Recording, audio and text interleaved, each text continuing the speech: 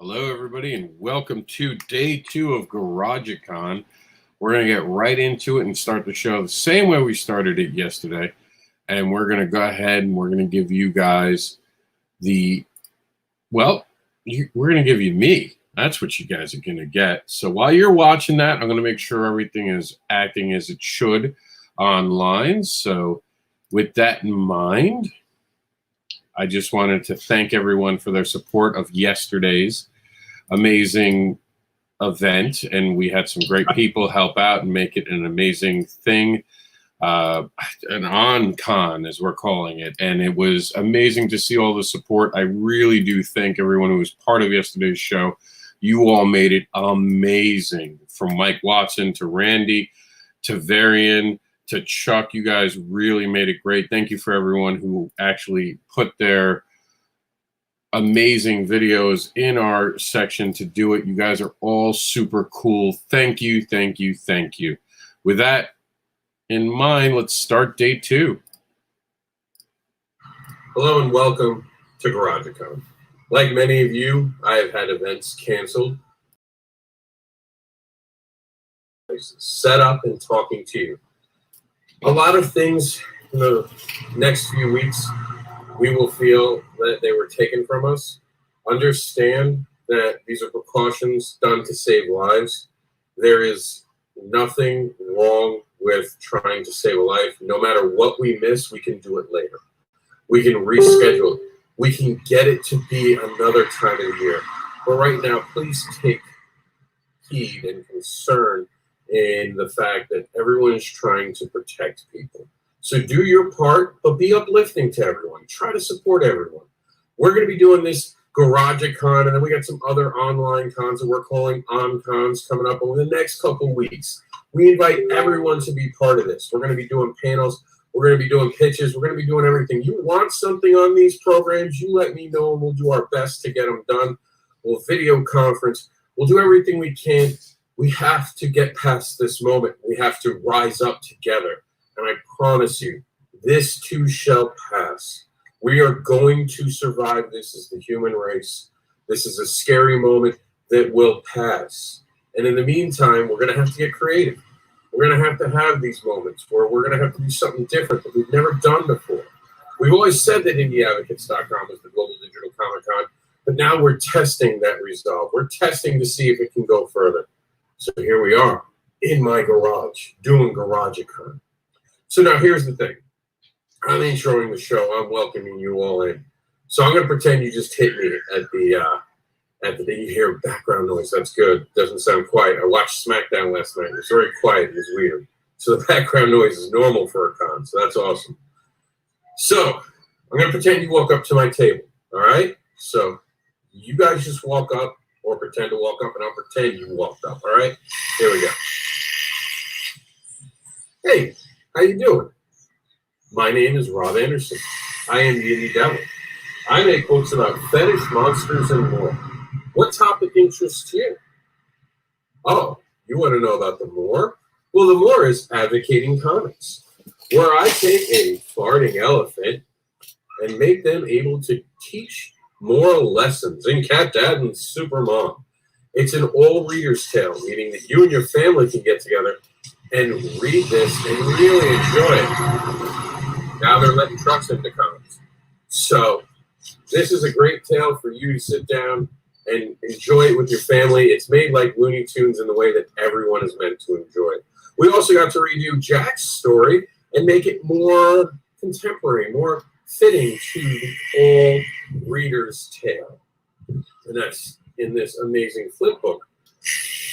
You want to know what else we have for more? Well, we have The Advocator, which is the poo-poo platter of indie comics, which brings together all different creators from all different areas in the world. So when I'm at a con, like Garag-A Con, you don't see anyone else around here, but I have Brian K. Morris with me. I have Frank Martin with me. I have Travis Gibb with me. I have Chuck Pinot with me, or I think I'm saying that right. I always get that wrong. Sorry, Chuck. I have The Fourth Monkey, which is also another anthology series, which again brings different creators to my table that you wouldn't necessarily see. The cool thing about this one is that it actually gives to charity. at the Ronald McDonald House, which I thought was pretty cool. We also have amazing covers from Martha Schwartz, all covers from the Advocator. And the Advocator, like I said, it's a poo-poo platter, so it gives you little peeks into the world. 4 pages most of the time will show you what that creator can do and show you what the creator is up to. And if you like what you see, you can find more because all these creators have bigger libraries. Also part of the more, since you asked, one of my original releases, I have the New York Reporter. I'm going to be making this into something brand new this year.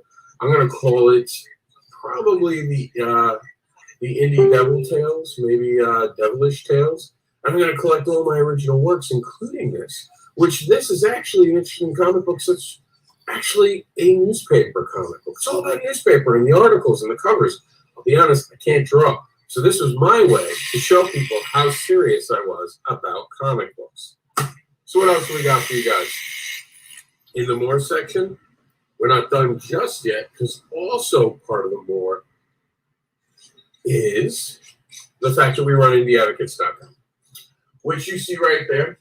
IndieAdvocates.com is the global digital Comic Con. It is what we can do to bring creators sometimes it's just a platform for them to actually express who they are. But for you guys, it's always an online digital Comic Con, which is awesome because if anything happens, you can find a place for indie comics. We also just recently started Underground Comics website called, and it's so new that I'm still trying to remember its name. Here we go. It's Underground Comic Advocates. And it's an amazing site. I definitely think you should check it out. Before you go, grab a business card, and I'll hand you a flyer, and you'll be able to check out some of the things I got going on. Oh, you want to hear about the monsters? Well, the monsters are the classic tale of the universal monsters, except there's one thing. They're not monsters. They're human beings with genetic disorders, and it's Hollywood who are the real monsters for making them monsters in the first place. How cool is that? And I'll be honest, I was actually thinking about 50 Shades of Grey when I was writing that, what the 50 Shades of Grey did to the fetish community.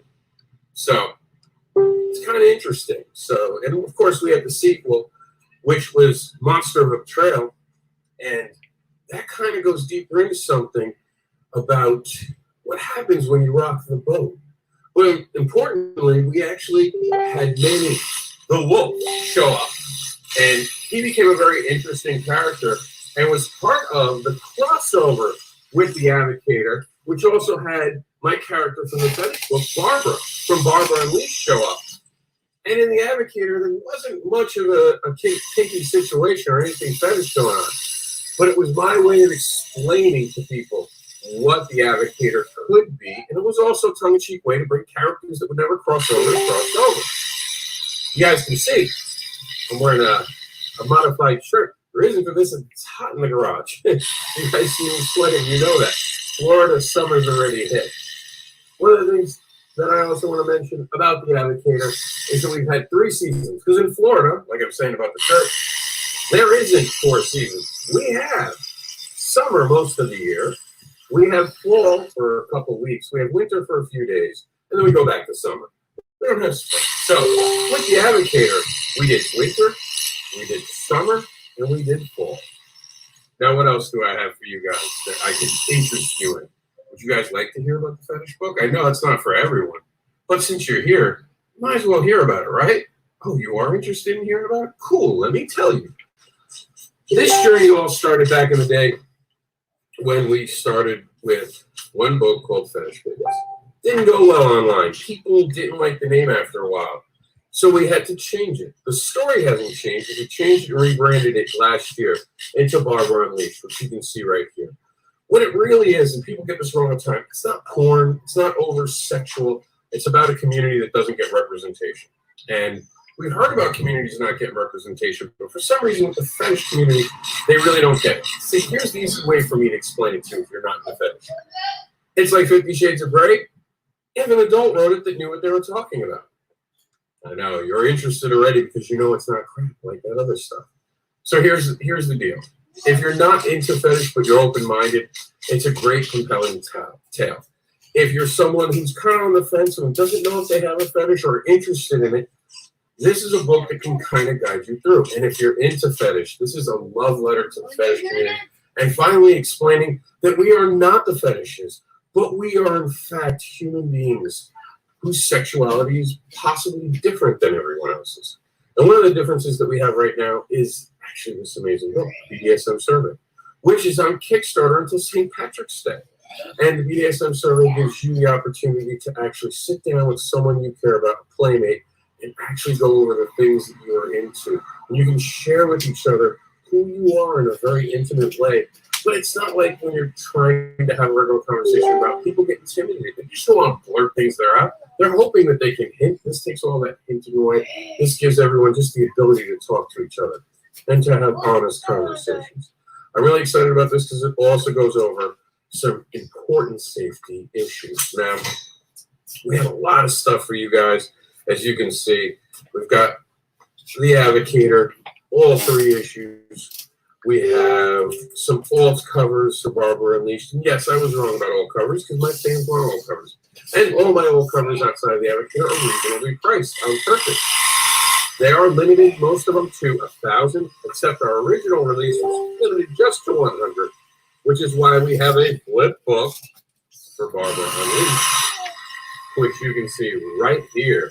And apparently at this con, there's a drill, and he's just a noisy neighbor. See, sometimes I just show you get these noisy neighbors. You just gotta deal with it. But thank you for coming by. Make sure you check out all my books. I'm really excited to be able to share this journey with you. If you have any other questions, you can find me at mranderson.com. So that's basically how I pitch. Obviously, I don't get a lot of feedback. Noises are normal. That's going to happen. Sometimes you just have a barking neighbor. Sometimes you got cosplayers blasting music. It's not that normal. Few pointers I want to give. I think I've got a couple more minutes just to be hanging out with you guys before we start. This is my intro part of the show. I do want to stress to you guys, please check out the fact that I am more than an advocate. I am an indie advocate very proudly. I've been known as an indie devil, and now I am the underground devil. The reason I'm the underground devil is because when it comes to books like Barbara Unleashed, there's just little respect for this. Another creator can make a book where they tie people up and torture them, and it's a big hit, and everyone celebrates it because, I don't know, they think it's okay to use something and kind of mock it or use it just to sell things. When you try to do something in a serious fashion, it turns out people get mad at you. How dare I talk about fetish? How dare I be that person? I am going to dare to be that person. And I'm going to continue to be that person. And I hope you guys give me the opportunity to let you into what a community it is, what fetish really is. And all of my stories, if you notice, they kind of have a string to it. Even my Fourth Monkey appearance, and mind you, I didn't make this book, I'm just part of it, but I'm still glad to be part of this amazing book. I talk about bullying. Bullying is a very important thing to me because not only did I get bullied, but I think it's one of the hardest things. And right now, as we're dealing with this awkward time, we need to really stand up and be with each other. This show is not just about me. We're going to have some amazing creators joining me today. We're going to be doing a lot of stuff. I set up in the garage because I wanted to show you that we don't have to stop. We don't have to keep being, or we don't have to stop being who we are. We can keep being who we are. This will pass. I promise everyone. I thank you for tuning in, and I thank you for just watching about my stuff, which I don't talk about a lot. And I could go on longer, but I only gave myself 15 minutes. I don't want to hog the beginning of the show. So I really do hope that you guys support each other over the next couple of weeks. We will be doing that. Indie Advocates is going to be extending itself. We're going to be partnering with other sites. We'll partner with anyone that can get us to the point where we're having conversations about moving forward and moving past this, getting back to normal as quick as we can when we can. But until then, we have to find different ways of approaches. If you guys want anything that you saw today or have any questions, you can message me. We can go through PayPal. You can back my Kickstarter. Communicate. If you see something that a creator over the next couple of weeks is doing, is part of it, has released the book, message them. Please message them and ask them how you can support them. Ask them how you can buy their book, even though they are quarantined or they are stuck unable to go to a show. A lot of shows have been canceling. Let's continue to support each other. Let's get past this bad moment in time together. Let's rise up, because I want to get back on the road and give some free hugs and spits. So I appreciate you all hanging out with me in my garage. I'll probably leave some of this set up for you, because I think I'm going to try to do a couple panels. We'll get rid of the comics, and we'll just do some panels. I appreciate you, honestly, reaching out to each other. I've seen some support going. Just calm everyone down. Let's all get through this together, honestly. And if you see someone else doing online Comic Cons, support them. I'm calling them on-cons. I think it's a cool name. Support anything that's an on-con. Support anyone making a measure forward. But that's it. That's my time. Thank you for listening to me and hearing about my comics, because this, believe it or not, is a dream come true for me. Being able to even talk to you about comic books, being able to just show you what I can do with a pen and paper when I can write my words down. So remember, all my words inspired all this art. I've worked with some amazing artists, and I'm welcoming you to be part of my experience by picking up a copy of something I created today. And now, for the rest of the show. Over to you, Rob.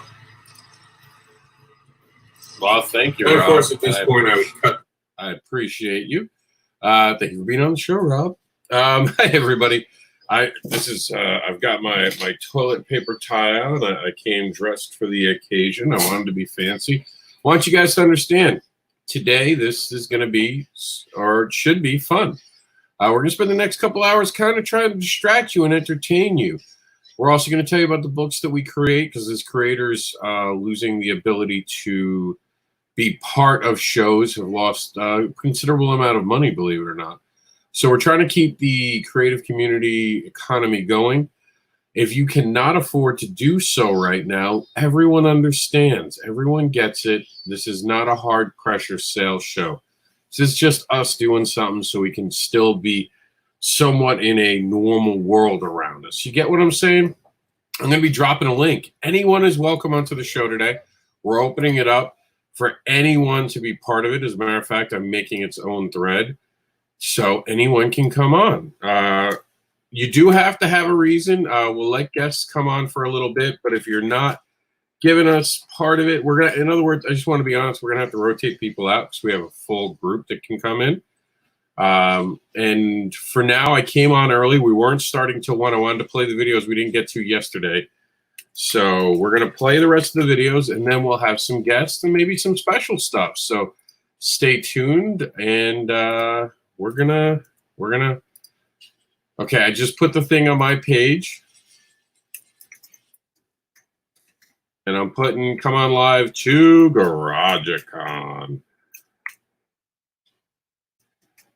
Now, also for you guys, just some housekeeping, so everyone knows.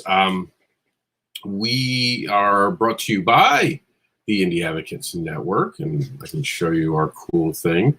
We do Kickstarter talk. We're going to still do Kickstarter talk. That's not going away. We have suspended services for our forecast, so that you won't see Kickstarter talk coming to you this Wednesday. I'm not sure about the time yet. Everything's in flux. My sister's hours at Walmart might be changed, so I don't know if that's going to change. Jax is off of school, what seems to be indefinitely. Right now they're saying the end of the month, but Lord knows where we're at. So there could be some changes. Just stay tuned. I'm going to try to go live a lot more to entertain you guys, to be with you guys, to have these conversations. We'll be doing cons on the weekend, panels during the week. A lot of people ask for panels. What I'm going to do is I'm going to do those panels during the week, and at the end of the week, we'll get together. This Friday, we have a show coming up. I still haven't gotten an answer for a name yet. As soon as I get that answer for that name, I'll let you know. But for now, we're going to head over. The big invite has been sent. So we're going to head over, and you guys are done seeing me. Remember, we're trying to joke and have levity for everything that's going on. Don't take anything too seriously today. We are just trying to honestly, spread a little bit of joy and a little bit of positivity and us getting together the way that we can in this new reality. And we're going to be together. So this is, we're gonna have a little fun. We're going to make some toilet paper ties, and we're going to enjoy each other's company. And that's all we can do, is enjoy each other's company. And always, don't you dare to forget to advocate for indie comics. And that's enough of seeing this mug. Let's get on with some awesome preview videos. What do you guys think? All right, so here we go. Oops, hold on. You guys are see that.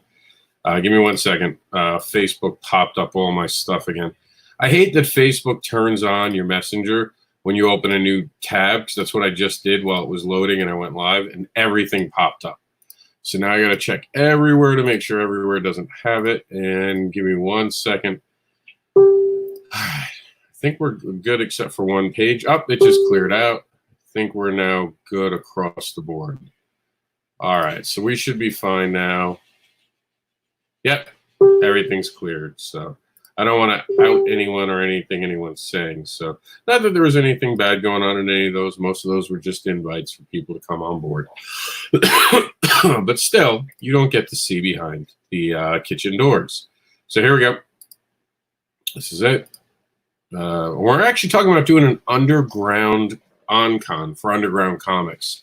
The trick of that will be to see if we can do it so we don't get kicked off the air. Stay tuned for more. All right, so we're done with this, and let's check out 7 Shades creator interview.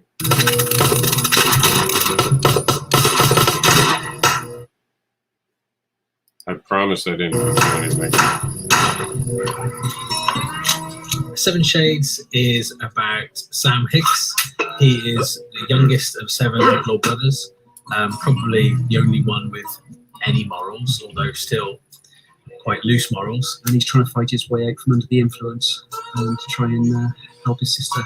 In the end, he'll confront his destiny, which is entwined with the supernatural menace held within the tale of 7 Shades. He's the youngest of the outlaw brothers, and he's always been used and bullied and made to feel worthless. He's not trusted by his brothers because he's the only, he's the mostly decent one out of all of them, and he's the youngest. He's not exactly in the pecking order. So they basically used him for odd jobs that they don't want to do. It's about him leaving their shadow and becoming a man. The writing process for 7 Shades is quite different than most comics I've worked on. With this book, it tends to start in the pub. Dave has enough ideas probably to write all the comics and the rest of human history. So he kind of gives me kind of with this book thinking about. Then we kind of thrash it out between us to get it into the shape of a plot for each story arc. I go away and essentially write Marvel style because it's fully painted. That's the best way to work really. And for a book where the original idea came from the artist, it felt like the best way to work together. And it's been really good fun. It's easy in an independent book to just throw loads of ideas against the wall. But I think what we've tried to do then is going to give it a narrative through line and make it all come together. I would say personally in issue 3 of the first mini-series, that's where you kind of start to see that there's a bit more depth to the story than just the kind of humour and the supernatural. Because when Pete and I met, we sat down in the pub.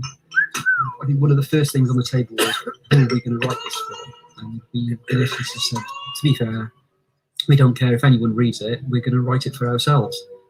And I think because of that, I think that's where its main strength is. The future issues of 7 Shades, so we've got planned out, I think, 7 story arcs, and then between each arc there's going to be a one-shot. So I can tell you about the next issue, which is coming out in November. Basically, we're focusing on the 7 Bells, the ladies that work in the saloon, and they're kind of giving you some of their backstory. But it also still moves Sam's story forward as well. So it's a good way. If people haven't picked up the first 4 issues, they could read this as a standalone.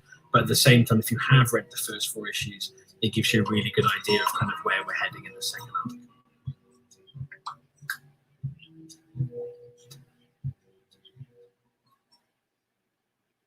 All right, someone had asked me, actually in my inbox, why I seemed like I was pacing in my video.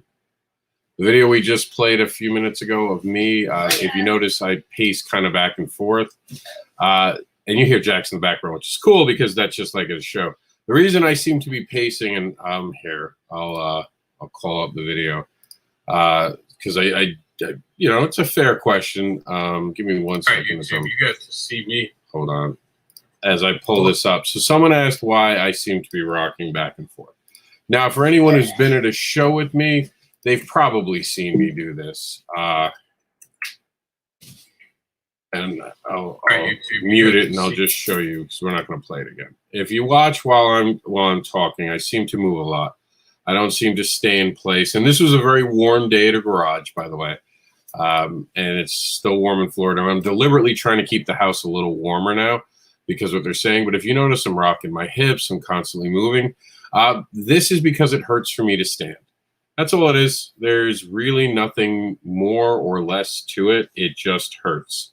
I have nerve damage and back problems. So to answer that question, if anyone was curious why I do that, because some people even ask me when they get to know me, it's just nerve damage. It hurts. It's a little bit of ADHD, hyperactivity mixed in with a lot of pain. It hurts for me to stand, and if I stand still, everything gets sore. I find that if I rock back and forth, I'm not sore. So simple answer, just answering the question got asked of me. We're going to move on to our next amazing person on our show today, and that's Ted Davies. And here is his artistry promotional video.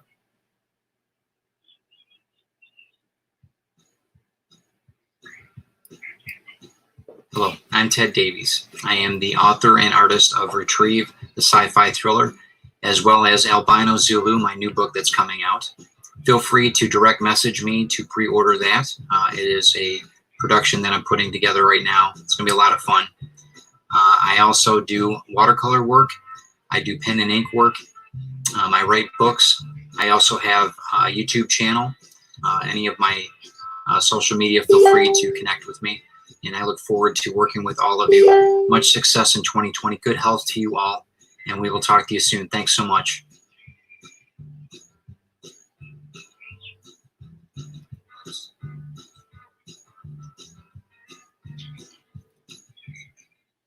All right.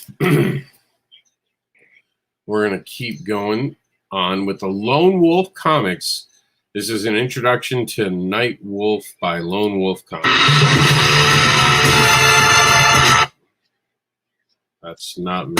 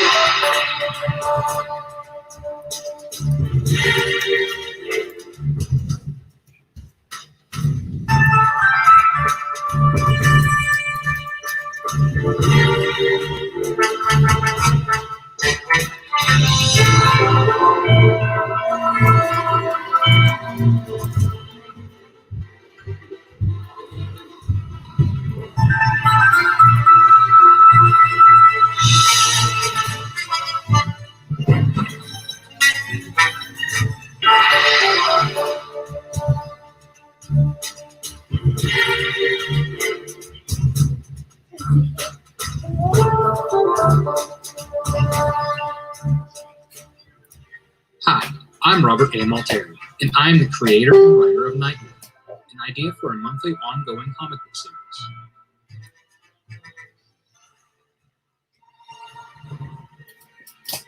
Since the beginning of creation, the natural plane of existence has been a breeding ground for beings of light and darkness from the celestial planes. Beyond what mankind knows, or what they think they know, this world is shared by the natural and the supernatural offspring of these celestial beings. Due to mankind's inability to comprehend dealings of more powerful beings, these hidden races and creatures have merely fallen into legend, yet they continue to walk among the human race veiled from plain sight. The marvels of pure light and trepidation of true darkness are more than the average human mind can bear. As old as the point of creation is the struggle between the agents of light battling against the forces of darkness. In these modern times, where the morality line between good and evil has been blurred, behind the scenes, a never-ending ancient war continues to rage on, threatening all inhabitants of the natural plane of existence. Among the unseen are the lycanthropes, a race of magical creatures more commonly known as werewolves, whom have been around since before written history. They live in packs hidden all over the world, each with a unique breed and culture. These lycanthropes worship nature and their pagan deities. There is, however, an outcast monotheistic breed known as the Monokai. The Monokai themselves are divided into two distinct groups. They are the benevolent, purebreds, white-pelted lycanthropes who serve God's will. And then there are the malevolent mongrels, whose hearts are black as their pelts. They obey Lucifer's diabolical bidding. This story begins with Rodney Marcelli, a high school senior from a wealthy family whose eyes are opened for the first time to the full wonders and horrors of the world. Living the teenage dream, Rod had everything: popularity, a beautiful girlfriend, and a full-ride football scholarship to the college of his choice. But on the night of his 18th birthday, Rod loses everything, and everyone he cares about, as his old life is ripped away from him forever. Rod, now a victim of fate, discovers that he was born a Monokai, and is reluctantly thrown into an ancient war threatening to consume the world. Unlike other members of his breed, Rod displays traits that are not entirely purebred, nor entirely Mongol, but something else entirely. With help from Snowpaw, the purebred Monokai, Rod must learn to master his newly found lycanthropy and mysterious kinetic energy power that only he possesses. All while struggling to keep his soul from the conflict within, Rod must fight against the Dark Covenant, an evil army of supernaturals, in order to avenge the deaths of his friends and family, and to save the girl he loves from the master vampire, Lord Malice. Rodney Marcelli is Nightwolf. The purebred Monokai, Rod must learn to master his newly found lycanthropy and mysterious kinetic energy power. Sorry about that. We had some back feed. Just double checking the volume on something. So StreamYard is up. People are welcome. We'll probably have our first guest around 1 p.m. as planned. But for now, we have a free half an hour, so jump on in.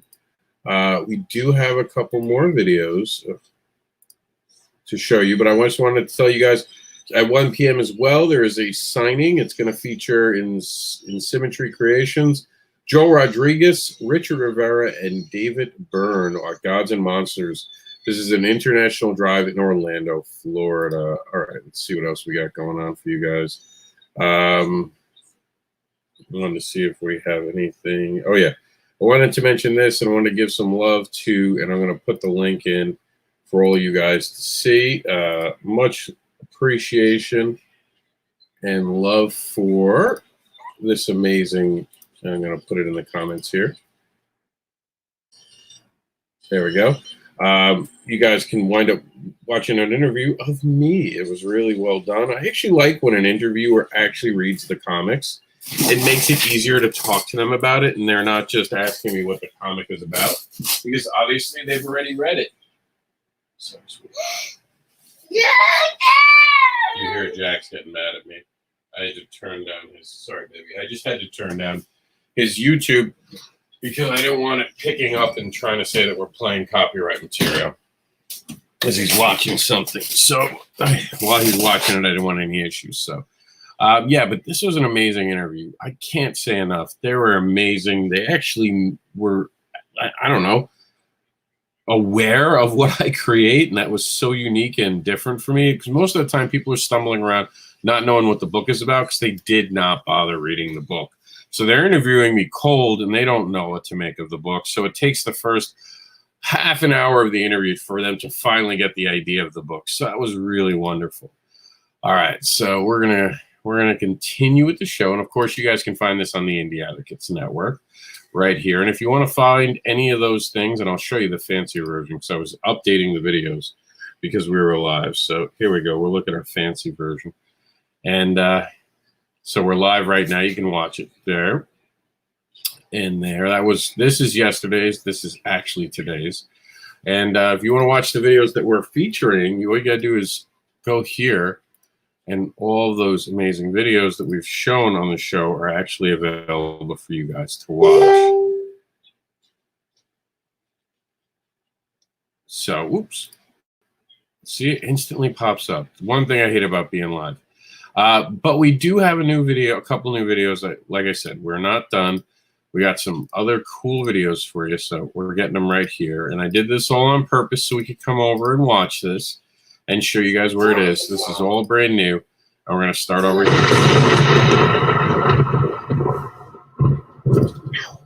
Greetings and salutations, Victory Seekers. Andre Copen here. I'm the writer, creator, and producer of the book that has taken the world by storm, Yisun Shin. Yisun Shin tells the story of a Korean admiral that battled the Japanese samurai in the 1500s. He was outnumbered 10-1 when they invaded his country, and he beat the sugar-coated crap out of them 23 times in a row and never lost a single battle. The samurai, by reputation, were brutal. In fact, the design of the stormtroopers from Star Wars is derived from them. They were extremely formidable warriors, and when they came to Korea, they were relentless. They burned down villages, raped women, enslaved children, and killed anyone else that got in their way. All that stood against them was one man who could not be defeated in battle. Speaking of Star Wars, like the famous intergalactic space opera, Yisun Shin is also presented as a trilogy. The series will be 12 issues total, broken up into 3 4-issue story arcs. To start off, you can pick up the first 4 single issues of the series titled Warrior and Defender for just $10. That's $1 off the cover price of all 4 single issues. Tack on the next 4 single issues titled Fallen Avenger for another $10. That's 8 comics for $20, and they all come signed by yours truly. One last key thing to note. Every 4th issue is a double-sized book. There are no ads in any of these comics either, so you're getting balls-to-the-wall action throughout every single issue. We also recently released the first issue of our last arc, which has been selling like crazy. Tack on Hunter and Destroyer 1 for an extra $3, and you get 9 comics for $23, all signed by me. And the best part is that if you're in the US, I'll cover the shipping costs. We've also got the first 2 arcs, Warrior and Defender and Fallen Avenger, collected into 2 hardback graphic novels, the first of which features a foreword by none other than Stan the Man Lee. Both books contain over 50 pages of bonus content, which includes director's cut material, interviews with our international creative team, and character profiles in the back, which can be yours for only $20 each. That's 20% off the cover price of both books, $40 for 2 graphic novels, and not a cent more. I cordially invite you to visit my website at www.yisunshin.com and click on the shop page. All your books will come signed, bagged, ordered, and sealed by me. Join the fight. Buy our books today. Onward to victory. Oh, wait, before you guys go, I got one last thing I want to tell you about, and I promise you I'll shut up after this.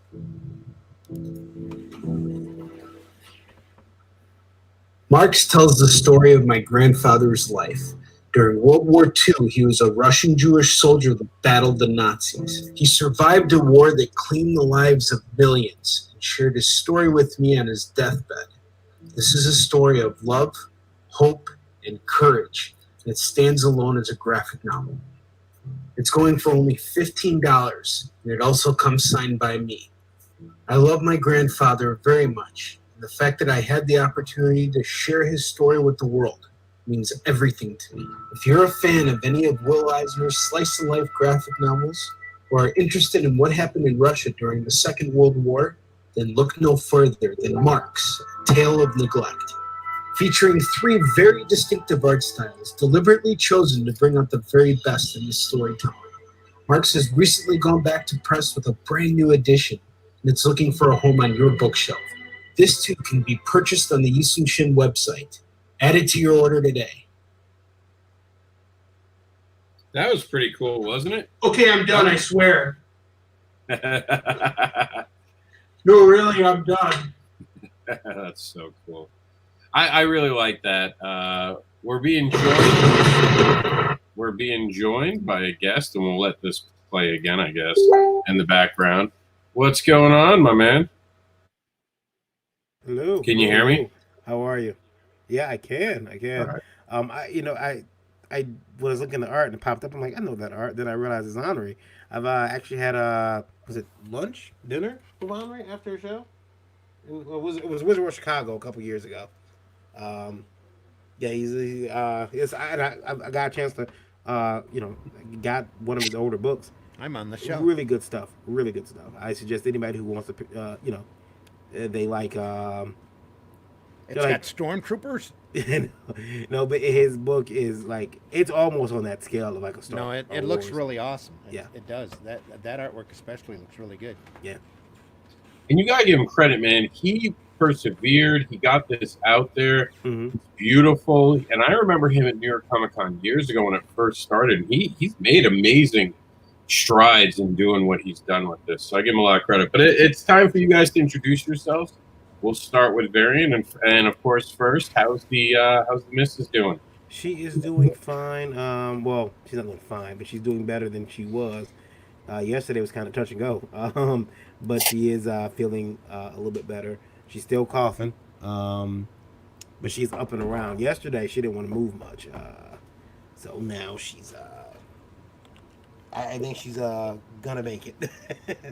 We were a little afraid there for a while because they wouldn't test her for anything. They said that because she's not over 65, they're not testing for anything. She doesn't have a fever, which She is didn't good. fit the criteria, so there wasn't any need to test. That's all. Yeah, but they're opening themselves up for lawsuits on the new. Oh no. They've got a strict criteria to run through, and if all the boxes are checked, then they'll test her.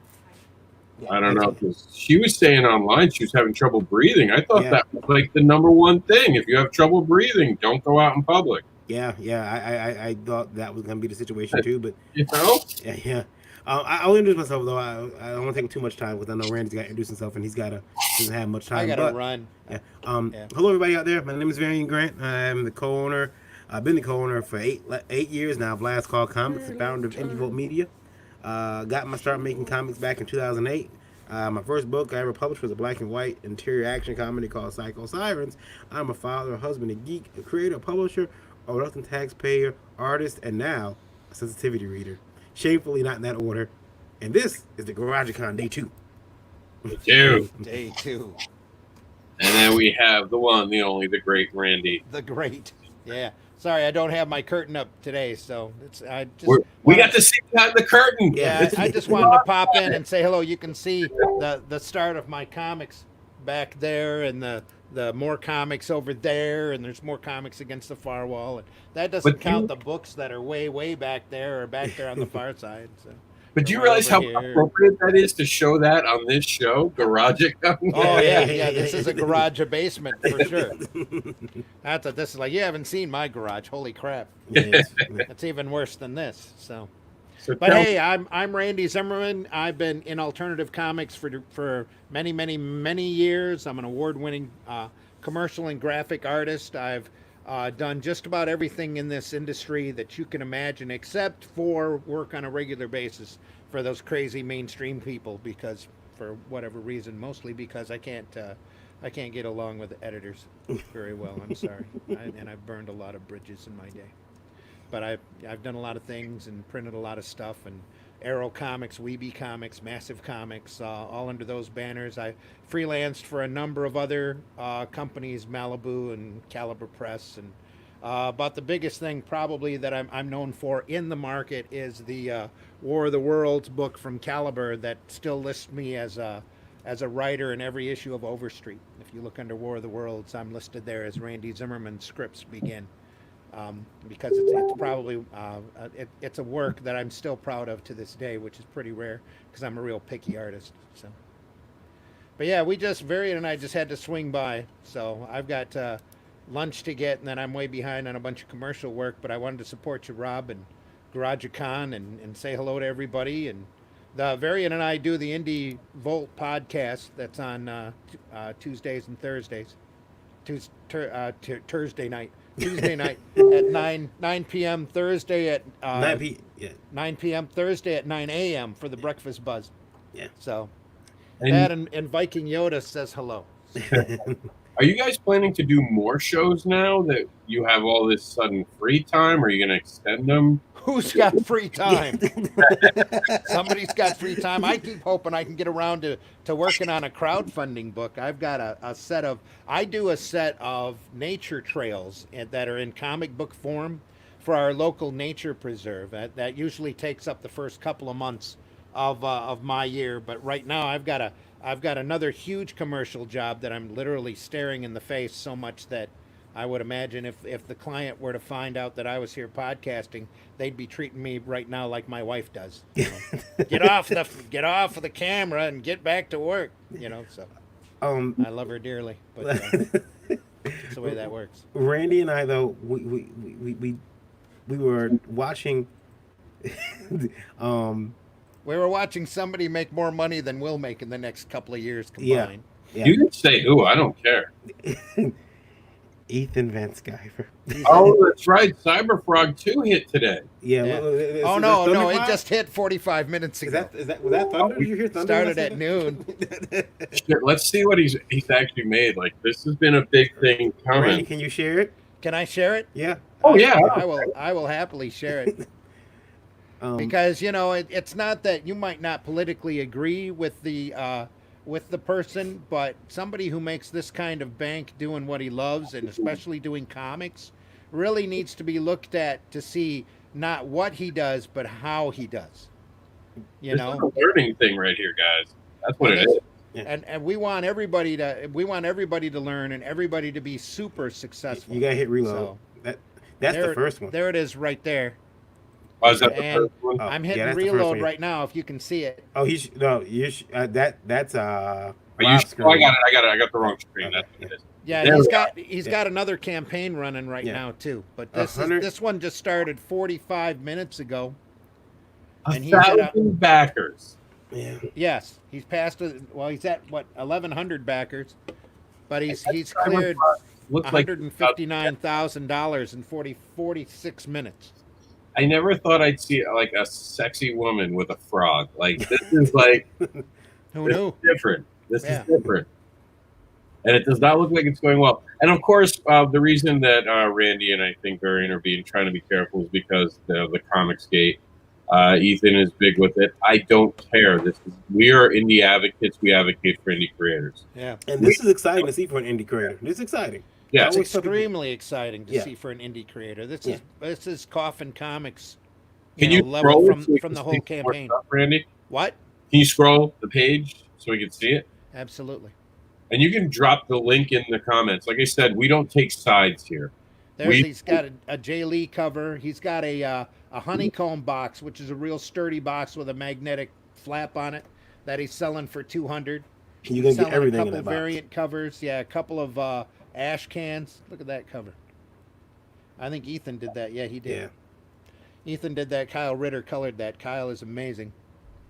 He is. I don't get that crazy about colorists very often, but Kyle, I think, is very gifted. So there's the inside of the box. It's got a magnetic flap that folds over. I mean, let's face You it. For a can lot keep of all us, your 100 frog stuff in the frog box.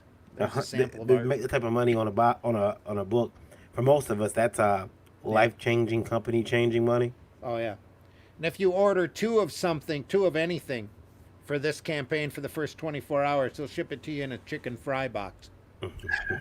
You know what pisses me off? Everyone says there's not money in comics, and everyone wants to ignore Comicsgate and anyone associated with Comicsgate. And to do that, you're missing where a lot of the money's still going. And that's an important thing, you guys. I don't care about the politics of Comicsgater, because beyond this, they're not Comicsgate, they're creators. Yeah. This isn't a political book. This isn't me taking a stand if I back this book. Yep. This is me seeing a book that I'm interested in. If I had to stop and look at everyone's political past and their opinions on something, I would have to stop watching television, stop going to the movies, stop breathing, stop eating. It would be ridiculous. I don't have time for that. If you're a creator, you're welcome on this show as long as you don't say anything racist or homophobic. That's all I ask. Leave the racist. Leave the racist stuff to me to say. That's it. Yes, these are sensitivity areas. Yeah. He will sensitize us, but yeah. don't anyone who sends me anything about that person's comic skate, and I'm gonna be like, so I'm gonna be like that. So Well, anybody who's anti-Comicsgate at this point is really not educated as to exactly what Comicsgate is about. well, do you want to tell him, Randy? Well, the main thing that they keep pushing is the fact that they want to keep religion and political viewpoints, for the most part, out of the product. You're not ever going to be able to totally do that because you are dealing with an art form. An art form just if you're not putting your personal touch and your personal opinions into your work, especially indie comics, then you're not doing it right. You're not telling a story that's coming from out of your heart. But for the most part, they try to stay as neutral as possible because they realize, just like any other large, well, not any other, most large corporations out there will tell you everybody's money is green. So what's wrong with the color green? And why do you think they got such a bad reputation then, Randy? Because for those who don't know, Comicsgate was given to them. They never chose that name. Oh, it was thrust upon them is what it was, because at the time Gamergate was going on. I hate the title. That's the one thing about this that you have to understand. This is a title they took on as a proud mantle. Well, they're going to say we're this. Okay, we'll just be this, but this is what we're going to do. We're going to make great comics, and we're going to appeal to as wide an audience as we possibly can and amass as much money as we possibly can, because we're here to make a living. We don't care what you're there for. Marvel apparently isn't there to make money if you look at their numbers. DC's not there to make money if you look at their numbers. But this guy's here to make money if you look at his number. You got somebody in the chat, comic book black belt. I don't see that. I see it. I'll throw some stuff up. What do we got? Yeah. Don't read it. When we read it, don't care who the artist is or really their general opinions. Good books is what I'm after. Keep the art and artist separate. Yep. He says, hi, guys, by the way. Hello, comic book black belt. Hello, comic book black belt. But the really cool thing about this is that the money that he's gathering here isn't money necessarily coming out of the retail shops. These aren't your diehard comic readers per se. They're not your current modern mainstream comic readers. These are the guys that have walked out of the retail shops within the last 10, 20, 30 years that are upset at the way comics are going, who are looking at just straight old-fashioned comics the way that they like to read them. He's catering to a market that's obviously, as you can see, paying off. So especially when you can pull down 149,000 in 50 minutes. 159. I'm sure if 159. I'm sure it's been going up. I'm sure if you reload it. Let's reload it. Reload him here for me to I bet he's way past 160 at this point. Yeah, like 163, and it's just going to climb. He just started this 52 minutes ago. And everyone who wants to talk shit about comics, you show me your crowdfunding book that's making this type of money, because this is also, it's not about them. Look at that thing at the back. 1,158 backers. That means that the audience has followed these people. And do you think that 1,158 people are just racist Nazis? And it's not just that, but he's got 1,100 people willing to spend at least $25 on a book. That's money. I said it earlier in another show, but I can't believe it. I can't believe the type of money is being made here. And you have to look, if you are a student of the game, you have to. This is the comics market evolving right in front of your eyes. If you want to see it or not, it's your choice. It's not fair. I want some of that damn money. Here's a guy doing indie comics who's made more money in indie comics than the rest of us probably put together, except for a certain few, very few, like Polito and a few of these other guys who have learned how to turn this into a machine and do it right. And you watch what he does the rest of this year and how he performs. And I got Cyberfrog 1. It's a solid product. And it's not a preachy product. It's not a political product. It's a solid, good comic book. Well, most people, though, Randy, what they say, They ain't gotta understand. Yeah, that's and I was told that flat out at a show. Yeah. When I was trying to explain this to somebody, he said, "Look, I don't have to understand S." Now, He turned around and walked away. He didn't want to hear it. What are you saying, Rob? I'm sorry. I was asking. I've noticed this, and you guys might notice it a little bit more than I have, possibly, maybe not. So I'm going to ask: have you noticed that Comicsgate has kind of gone backward a little bit on some of the earlier stuff that they had said, and kind of started apologizing and being honest that they were just reacting to being beat up? No, Kind of just throwing some things out. Having a couple no. people apologize. There's been some people that have. Can I be frank here, Yeah, Rob? I know we're on. I got the beep ready. We're on StreamYard, but I got the a beep lot ready. of people have a stick up their ass that have listened to all of the BS that's been going on. I come into this fresh because I've been working on a paper for the last decade and was really not paying a lot of attention to the direct market until Varian told me I needed to start listening to Diversity in Comics because that guy seems to know what he's talking about. So I started listening to that and got involved with all of this. And this is old-fashioned comics being made, is what it is. It's not right-wing comics. It's not, a lot of those people, the right-wingers got thrust out pretty early on. The religious, what I call Christians, kind of got pushed out within the last few months. And the people that proclaim themselves as Comicsgate now, not back then, but now just want to do comics. They've picked this up as kind of a mantle or a trophy to hang on their mantelpiece because they're so disgusted at how they were treated from the mainstream that they were forced to go off on their own and, hey, look, we got to be successful. Oh, I guess Comicsgate might work. Well, that's what I mean by stepping back. They've gotten rid of some of the outside factors, and some of them have said, I know there was one guy they were forced to make their own way, and that's something also that's awesome about indie comics especially, but that's awesome about this art form. Whenever somebody walks up to a hurdle, whenever somebody gets screwed, 9 times out of 10, they're going to figure out a way to get around it, and it's going to be better for the art form.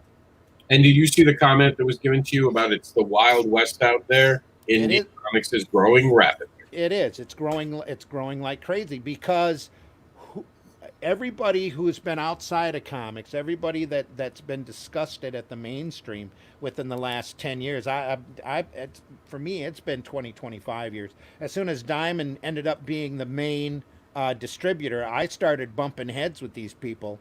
That's why I started doing my own paper. I was doing a comics and entertainment paper, and now I go out and look for commercial work and do advertising work that's sequential artwork because I can't get a product that for Diamond to carry that I make money on. Yeah. Even though I think the products I do are real solid, have always been solid. I was looking at, but every time you try, I'm like Smetty's running with Alterna Comics with Diamond right now. Every month, there's some new hurdle that Diamond throws at people. And yet you can turn around and do this. You can crowdfund this and be successful. And now these guys have proven you can be more than successful. Randy, reload it. Reload it? Will do. He's having his own. Ethan's having his own private Garag-A-Con. This isn't fair. He didn't invite any of us. Yeah, he's almost at 170, 169, 200. I can't get $50 in a day. And this guy's he's not just rolling. Ethan is steamrolling. Jeez, man. You know, and the thing is, if you really look at it, he would never have been here if he wasn't tossed out of the mainstream. He would not be showing the potential of indie comics if he hadn't been tossed out just because he boasted he voted in the wrong direction from what everybody else up there at these mainstream companies wanted him, the line that he wanted him to toe or the cog he wanted him to be. He had to go out and be independent, and he's showing what you can do as an independent artist, as an independent creator, as a crowdfunder. Amen to that. And I do appreciate people who are fearless in their creations. Oh, he wasn't fearless. He got down on his knees. He was scared to death. That's why you see there his flexible goal is 8,000. Because when he kicked out the first Cyberfrog book, he was praying. If I got 8,000, I mean literally praying too, by the way. If I got 8,000, I could actually feed my family for a year if we scrimp and save. And now look at this. He's been up for an hour, and he's passed. I'm sure he's passed 170,000. Did you put that link in yet, Randy, in our comments section? Which link? For the Cyberfrog. He's at one. He's still at 169,200. Let me renew this here. Yeah, I can put the link in. Yeah, put the link in. So he's still there. So this is the first time I've seen it stagnate. Here, let me copy it. I'll put it in there. Okay. Yeah, I can put it in the private chat, but I can't put it. I don't think I can either. I can put it out if you guys can't put it in the post. Yeah, I have to talk to you, Varian, about some features on this and how to modify this. So I'm still learning StreamYard. Yeah, there's no place for me to put that comment. Yeah, I don't know why it's doing that, but yeah, we'll find out. But I did put it in the private chat. But seriously, it's so easy to find under Indiegogo. Just click Cyberfrog, and you're looking for Cyberfrog 2. It's in the private chat now. So I think it's on the opening page on Indiegogo right now, especially because for some reason they ought to be promoting this. But let's also talk about it. There's this quarantine going on. Everyone's worried about money, and no one's worried about backing this man. This guy. Isn't that amazing? But that's because his first book was solid. And yeah, he made mistakes. He came out late. He had some horrible printing glitches. He had some fulfillment glitches. He had glitches, because you're going to have glitches on your first product. Amen. You're always going to run into that problem. So what's he do now? He's promising this book to come out in May of next year. Smart man. Now he said more than likely you're going to have it before the new year because he wants it to come out early in order to make up for the fact that he was late on his last one. I believe this book is about 20, 30 pages from being done. I think it's exactly 20. And I wouldn't be surprised if we got this book before Halloween. Hey, man, it's great to see money being at the rate that he's rolling right now. He's just manufacturing it. He's just like Richard Meyer, who does more. And he does more like what I would consider to be macho books. You know, almost like G.I. Joe. Jawbreakers is G.I. Joe with superpowers, and what's the other one? I'm waiting to get that in.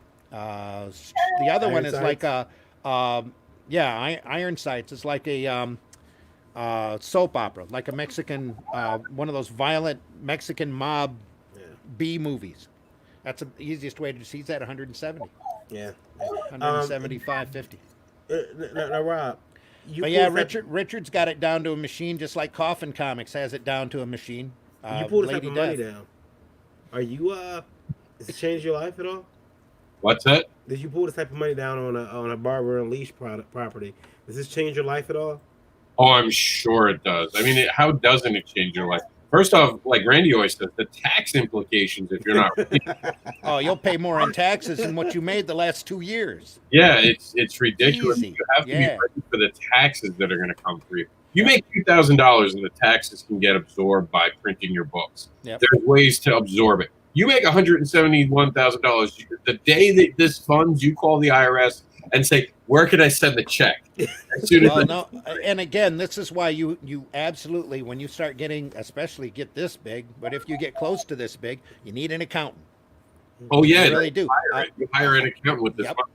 Yep. Get yourself a nice mom and pop accountant that knows that you know. My accountant I see once a year, but she works for me.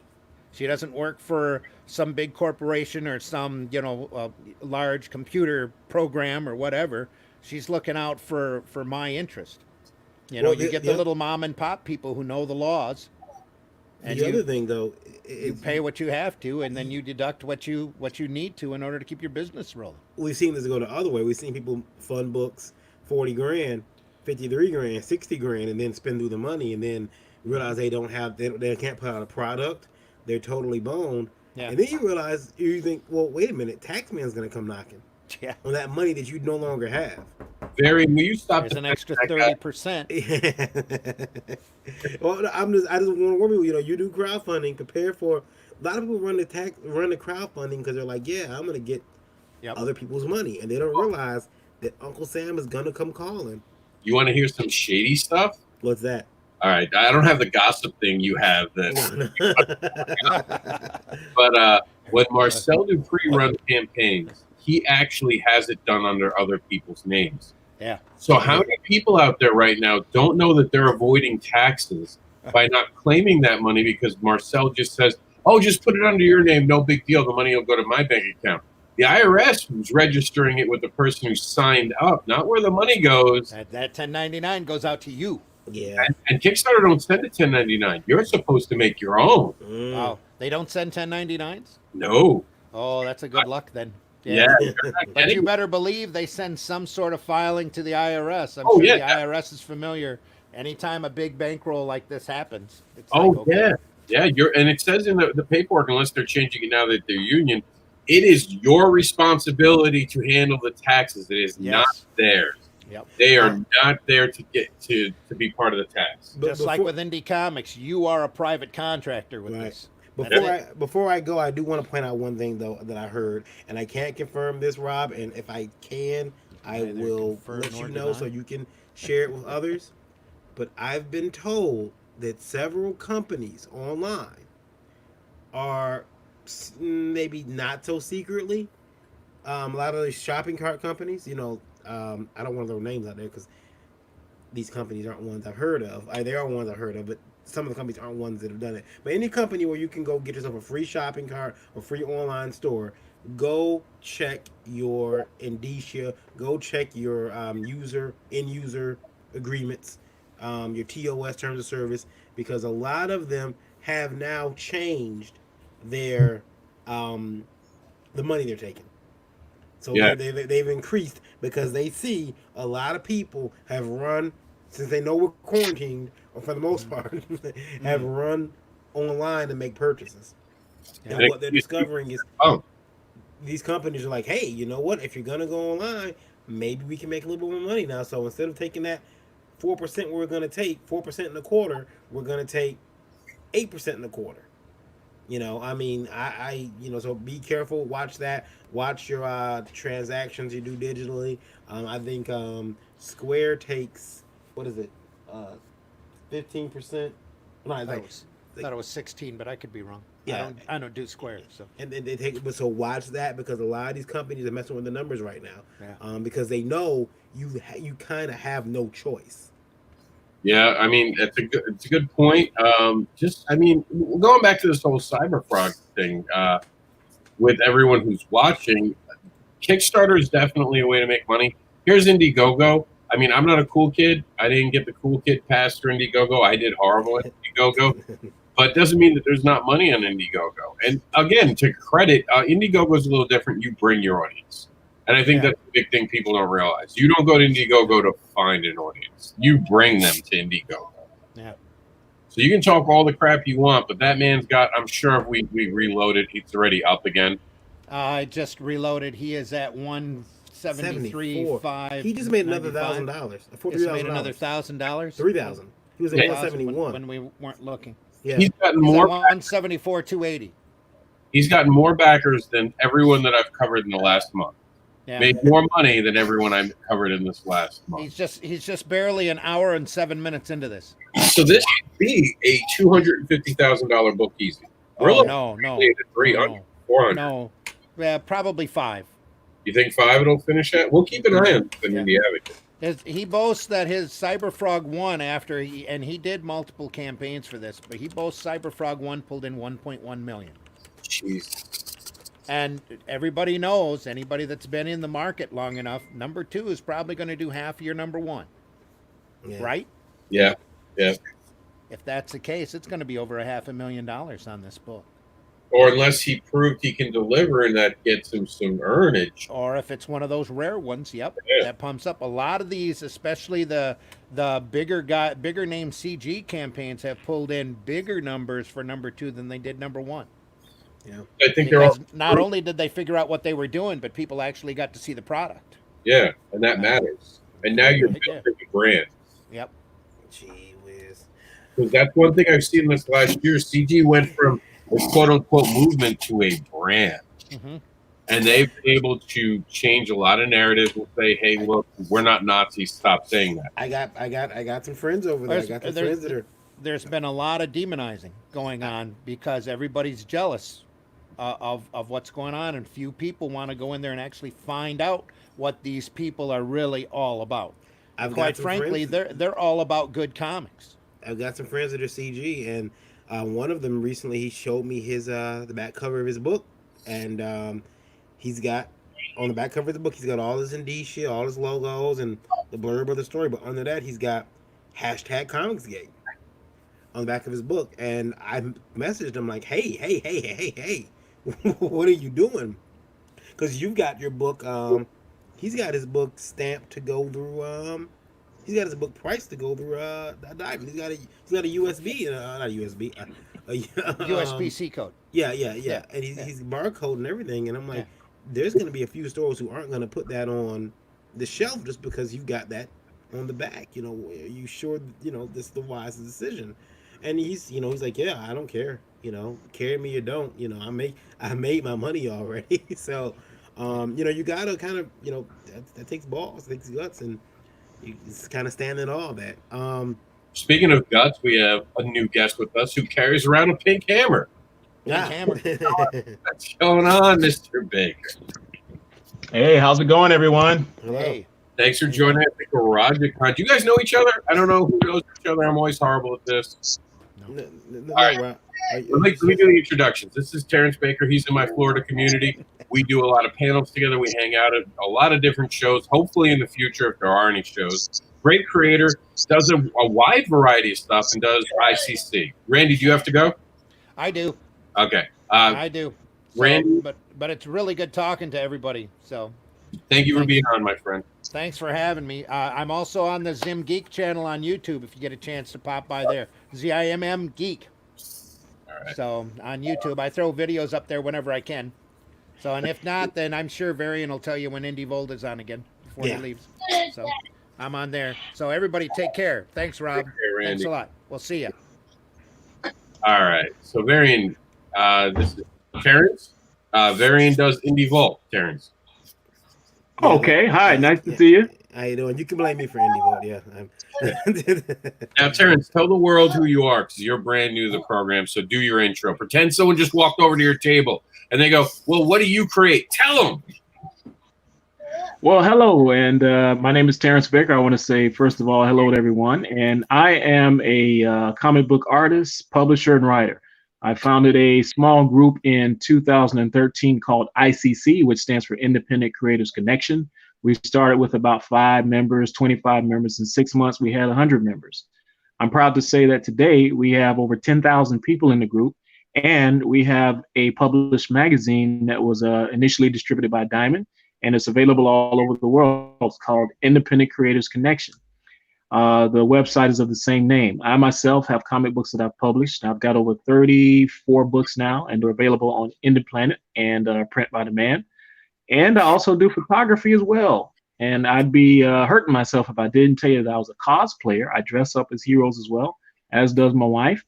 And gotta say, I'm enjoying the independent lifestyle. So definitely want to give shout out and kudos to Mr. Rob, because Rob is the indie advocate. And he's one of the gentlemen that definitely supports indies, and we're proud to be a part of this community. Well, okay, let me ask you, how are you doing out there in your area? What's it looking like with this whole quarantine situation out there? Because you're a little further up Florida now, right? Yeah, I am. I'm up in Gainesville, Florida, which is about 100 miles north of Orlando and about 80 miles south of Jacksonville, so it's central Florida. It's pretty much just like it is everywhere. You know, schools are shutting down for a few weeks. They told some of the college students, well, mostly all of them, take an extended spring break. Restaurants and pretty much a lot of public places, you know, are being closed for a couple of weeks. What that does for me particularly, you know, is I'm always drawing anyway, so I get a little bit more time to focus on creating myself and, you know, just staying in the man cave in the studio and doing what I do. It's sad, but hey, it's a part of the world that we live in, and we're going to recover from it.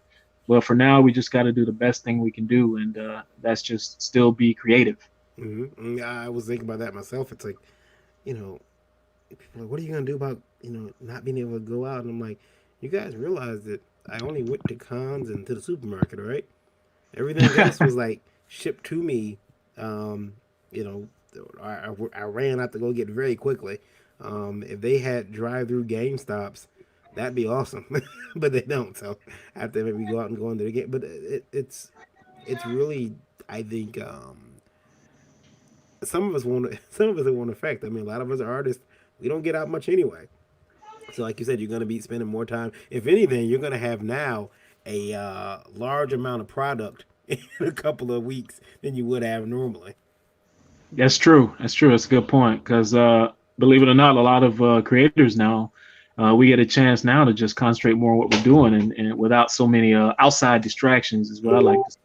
Yeah, because I mean, how many times I don't, but like for me personally, I start drawing, you get in that groove, and then I gotta go get the kid from school, and you Yep. stop, and then he gets in the car, and you know he has a thing tomorrow, so you have to go buy black pants, or you have to go, you realize that they need whatever, and you gotta go get that, and by the time you get back home, and you help with homework and you're tired. You don't get back to the table. You're like, yeah, I'll work on that tomorrow. So yeah, I mean, I think that for now, you're gonna see a lot of cool stuff in the next couple of months coming out. Well, let me ask you this question on the reverse side of the coin. You guys are both artists, so you don't have to worry about being paid. There are a lot of writers now who are pausing their projects. Wait, what? Yeah. No, but you do.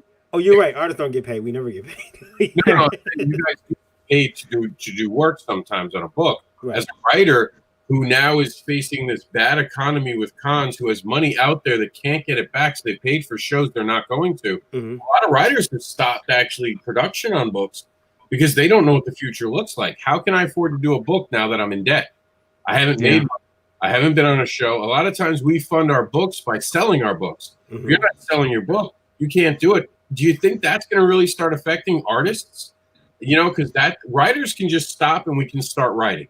And then we'll pick up when money starts flowing again. But artists now, like, how does an artist keep going? I mean, a writer, it sucks. I know it does.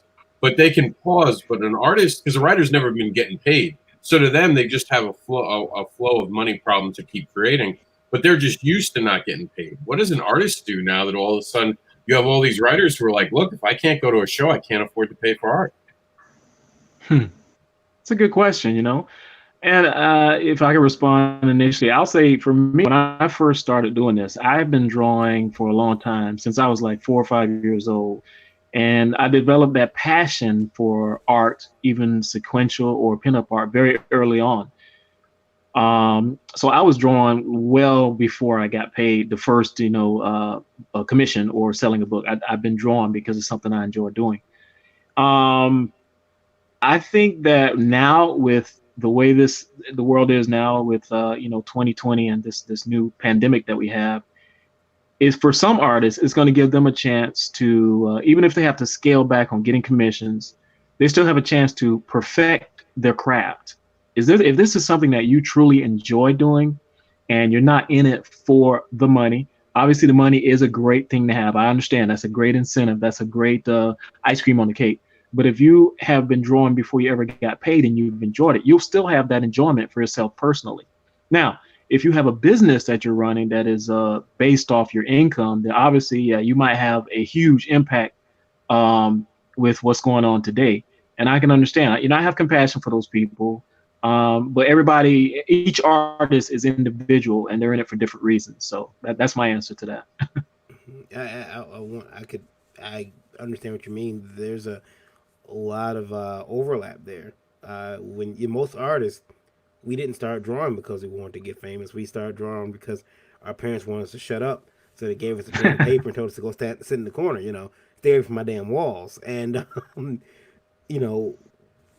so for some of us, we don't make the best businessmen or businesswomen, because we draw from the heart. That's why a lot of us, and I'm imagining it's the same for writers, we create from the heart. So when we create a full comic, we're like emotionally sometimes drained. And so we don't make the best business decisions because everything's from the heart, everything's emotional. And then when we become businessmen, other artists see us as assholes because they don't understand the business behind it. That's true. Yeah, Good point. and you become an asshole very quickly because you're like, all right, I'm not doing this. This is, but I do think, Rob, that there's gonna be a slight change. I talked to another artist who told me he thinks that there's gonna be a burn off. That we're gonna see a lot of people whose heart are who are in this business for the money, for the quick money, for the Netflix deal. He thinks we're gonna see a lot of them burn off, and he thinks it's gonna be good for business. I could definitely see that. I'm not going anywhere. I'll just go on the corner, start putting my cup out, and say, "Help me make comics." I can see Rob doing that too. Yeah. Sitting in the corner. Got shame. Sitting in the corner. What is he doing at a con? He'll come to a con, sit in the corner. Shing, shing, shing, shing, shing. He just has to get a little. Now let me ask you guys. I'm at the point where cosplayers, I see they make money, and I work out, so I'm thinking about cosplaying. But my goal is going to be, I'm going to have people pay me to put more clothes on. What do you think? Is there do I have a future? No, Rob, put more clothes on. I'll pay you. Put more clothes on. More clothes. That'll work. Wait a minute. Hold up. Hold up. You're going to have people to pay you to what? I'm going to start off in like a skimpy bikini bottom and have people to pay me to put more. No, Rob, stop posting those pictures. If you can pull that off, then I say, hey, more power to you. You mentioned you were a cosplayer, and I'm not sure if you a couple months ago now, we got a message on my channel Indie Vault. We got a question in, and this a young lady who does cosplay. She wrote in. She says, "Listen, I've gone to." She got a chance to go visit L.A. for a couple weeks, and while she was down there, she was on Hollywood Boulevard. And she says, "This is BS. I go to Comic Cons dressed up, and nobody's tipping me like they're tipping the costumed cosplayers on Hollywood Boulevard. So what's wrong with me asking for a tip when you stop me walking through the show, asking for a picture? What's wrong with me getting a tip? Why not?" And she wants to make it. She wants to make it so that she gets tips, and she thinks that it should become industry standard for her to get a tip. And Rob saw that, and I don't even know if Rob was. I think Rob was watching, and yeah, you could just see the chat bar on the side fill up, and Rob came on and he said what he wanted to say, and on her situation. But as a cosplayer, how do you feel about that? Well, I put you on the spot. I'm sorry. No. Okay, so with me, when it comes to cosplay, most of the times I do cosplays at conventions. Mm-hmm. Most of the majority of the costumes that I have gotten are from online. I order them online, right. Zentai, Hero Cosplay, Amazon, places like that, and then I can accessorize. I've never really. I do most of that for fun. Okay, that's because I enjoy that.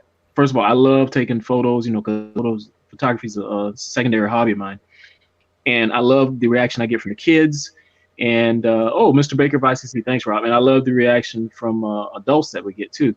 A lot of people who are new to the comics industry, they don't really get to see someone actually dressed up at con in their regular everyday lives unless they come to a convention, okay? So we kind of bring a little bit of enjoyment to them. Now, I got two other things I want to mention about it. So initially, I don't really do it for tips or money. I do it for the enjoyment of photography and giving people a good chance.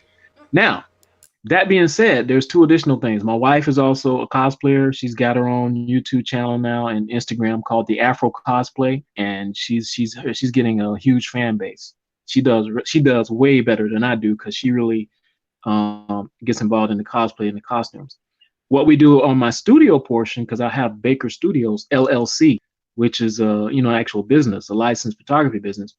For instance, we went to Tom Joyner 2 years ago, and we have a huge backdrop as the Black Panther. So we bought a Wakanda Forever theme. And now for that, we actually get paid for that because we have a little print machine. So we would charge, only $5 for everybody to take pictures with us in costume, with us together. Now, if they're just taking the pictures of us by them, walking by, that's cool. But if they want to take a picture with us, which, we try to look really good, we charge for that. And I can tell you honestly, I actually made more money that way than I sold amount of books that day at the con. So it can have some advantages, you know, if you're doing it on the business aspect. So I definitely admit that. Yeah, but you're there as at that point a guest, right? At that show, or you have it. This young woman expects to be paid for walking off the street, dressing up, being affiliated with the convention, and literally telling people as they walk up to her, knowing that she dressed up and knowing that people are going to come ask her for a picture. And then she goes, "Excuse me, no, you have to pay to get a picture of this." They exist. I mean, I've seen some people do that. It's out there. It exists. And sometimes they get paid, sometimes they don't. It depends on how bad, you know, the other person wants that picture. We just have to make sure that Rob doesn't run across those people. That's all. He can get quite mouthy. I would take a picture and I'd be like, "I'm taking a picture because you took that costume from a creator, so I'm taking a picture of you. We're even now. You can go." Yeah. But I mean, it's like I said that day, it's not against cosplayers. It's against people trying to cash in on unknowing people. Someone walks up to my table, they know I'm selling a trench coat and go, "Hey, you want some comics?" That'd be creepy. That's kind of what you're doing. You're unexpectedly dropping something on someone. And I don't think that's fair. It's a good point. Can you guys hear? Yeah, it is. I mean, I think that it's I mean, I can see, again, if you're a cosplayer and you're there at a show, like you've been a guest. You're a guest. You have a table. You have every right to charge for your product. But if you're just walking around, you know, like wow, you're just walking around. It's like, and you bought that costume off of Wish. I seen that costume. That was $8 on Wish last week, and you, and so sometimes you have to realize, that a lot of people are trying to. Again, I don't want to knock anybody's hustle, but wow. And again, and you and your wife probably put a lot of work into your costume. It's not something you bought and stuffed yourself in and zipped up and sewed up and said, "Okay, I'm going to the con," because we've all seen a bad Hulk. Oh yeah. She does a huge job. She actually got interviewed by Meredith Lohan of Geek Insider magazine about 2 weeks ago, and she talked a little bit about how she got into it and why she does it. So it can, if it's done right, it can be a very nice thing for both the cosplayer and the patrons that are taking the pictures and stuff. There's a guy who does a guy and his family. They do Randy who just left. They do his show every year, and they dress up as the entire Black Panther family. And, oh wow! Well, the family, but they dress. So the wife, I believe she dressed as Storm. I know the father dresses as T'Challa, but he has his little girls as Dora Milaje, and they're the most adorable little Dora Milajes ever. And I'm like, oh, I just want to hold them all. Yeah, I'll bet that's nice. Yeah, it really, and they do a lot of work on their costumes. In fact, I think I told Randy once, like, if they don't win, I'm very upset. But yeah, they do a lot of work, and they're always at the show. They always walk in. Hey, I got a question. Now, admittedly, I came in on this show particularly late. How long have you guys been doing this? Who have you had on the show today and in the past? Is this the first one? Because I came in late. I just came home and I saw Rob's online. So Rob started doing the Garag-A Cons because of the coronavirus outbreak, and realizing that people were missing out on going to cons because now we've got I think like 10 cons, 11 cons canceled for this weekend. So you want to get the word out that there are artists, there are creators at home who can't get out the shows and get their books out there. So he's hoping to do that. But Rob always, and this, Rob's always been doing the shows and trying to push content and people out there. And then I joke with Rob because I'm a publisher as well of Last Call Comics, and I started Indie Vault because I had never gone down to Florida, so I had no idea that Indie Advocates or any other like indie like publications existed. What? I knew of one. I knew of one other, and it was they hadn't put up anything in a good long while. Like at that point, it was like 6 or 7 months. So I was like, well, maybe I'll try to do something. So I started indievolt.com, which is a website just focused on, and we're focused on indie entertainment. So we did comics, and because I got friends who do indie films, I knew they weren't going to let me just, they weren't going to let me just slide. They were going to, where's our coverage? So we covered them, and we cover indie wrestling and indie music, but comics is the number one thing we cover. And then from that, I spun it off into IndieVolt TV and IndieVolt Radio, which, on Roku and Google. But again, though, I always, and now I'm joking because we tell Rob that he owns all the sites. The one of the running gags now is that Rob owns everybody's site, just pretending like he does. I don't know if he's there. Is he, Rob, are you even there? He might not be. He was. Yeah. I just see myself on the screen right now. Yeah. He must have to step out for a second. But I think that what he's doing here, trying to put other creators on the forefront, is really cool. It's what I think one of the things we have in common. We want to push indie creators. And now, did you do MegaCon? Not was it 2000? Have you done MegaCon before? Yeah, I've gone to MegaCon the last 6 years straight, every year. As a matter of fact, last year I went for the first time VIP. Okay. Because the year before that I got tired of standing in lines and waiting, 2 hours for an autograph and all that. So I actually paid a few $100s last year and I went VIP. Okay. And I got a chance to go to the front of the lines. I met Mike Coulter, Stephen Amell, a whole bunch of celebrities, and I didn't have to wait in line. That's the only time I've done it in the last 6 years, but it was worth it. Now, am I going this year? I don't know because it's next month. I haven't bought a ticket yet. Yeah. And it could be canceled for all we know. I saw a couple of the CDC things saying that they're trying to only keep small events still going, but things that have thousands of people, I think it's going to probably get canceled. Yeah, we're kind of looking at that too. We're wondering how many events here. We got our BitCon coming up in May. And where are you at again? I'm sorry. Where are you I'm at? in Michigan. I'm okay, in Michigan. All right. So we got our big show, Motor City Comic Con, which unfortunately this year was, I think, the same day as MegaCon, May 24th, 27th. Yeah. So I can't make it down to MegaCon because normally that's a very busy time for me. I normally go. I think we did MegaCon. We did Motor City, C4, then MegaCon, and we had 3 weekends in a row, just con, and now, that's all being snatched away from us by this horrible virus. So. Yeah. After this is over, Rob has all my contact information, so you definitely got to send me your links. Okay, yeah, sure. I love this AB Artist Baker, but on Facebook I'm Terrence Baker. It's TERANCE because I definitely want to see what you guys doing up there and follow you guys too. Yeah, sure. Definitely do that. Yeah, and it's I've joked with Rob that we do everything he does just backward and in heels, and he's quite a guy, I tell you. Yeah. Half the times when I'm talking to Rob, I don't know if he's joking or if he's serious. He jokes so much. That's just his personality. I've learned not to debate Rob myself. I tried, and I'm like, nah, I'm not going to debate him. He's gonna create a straw man argument that I can't win, and I'm just right.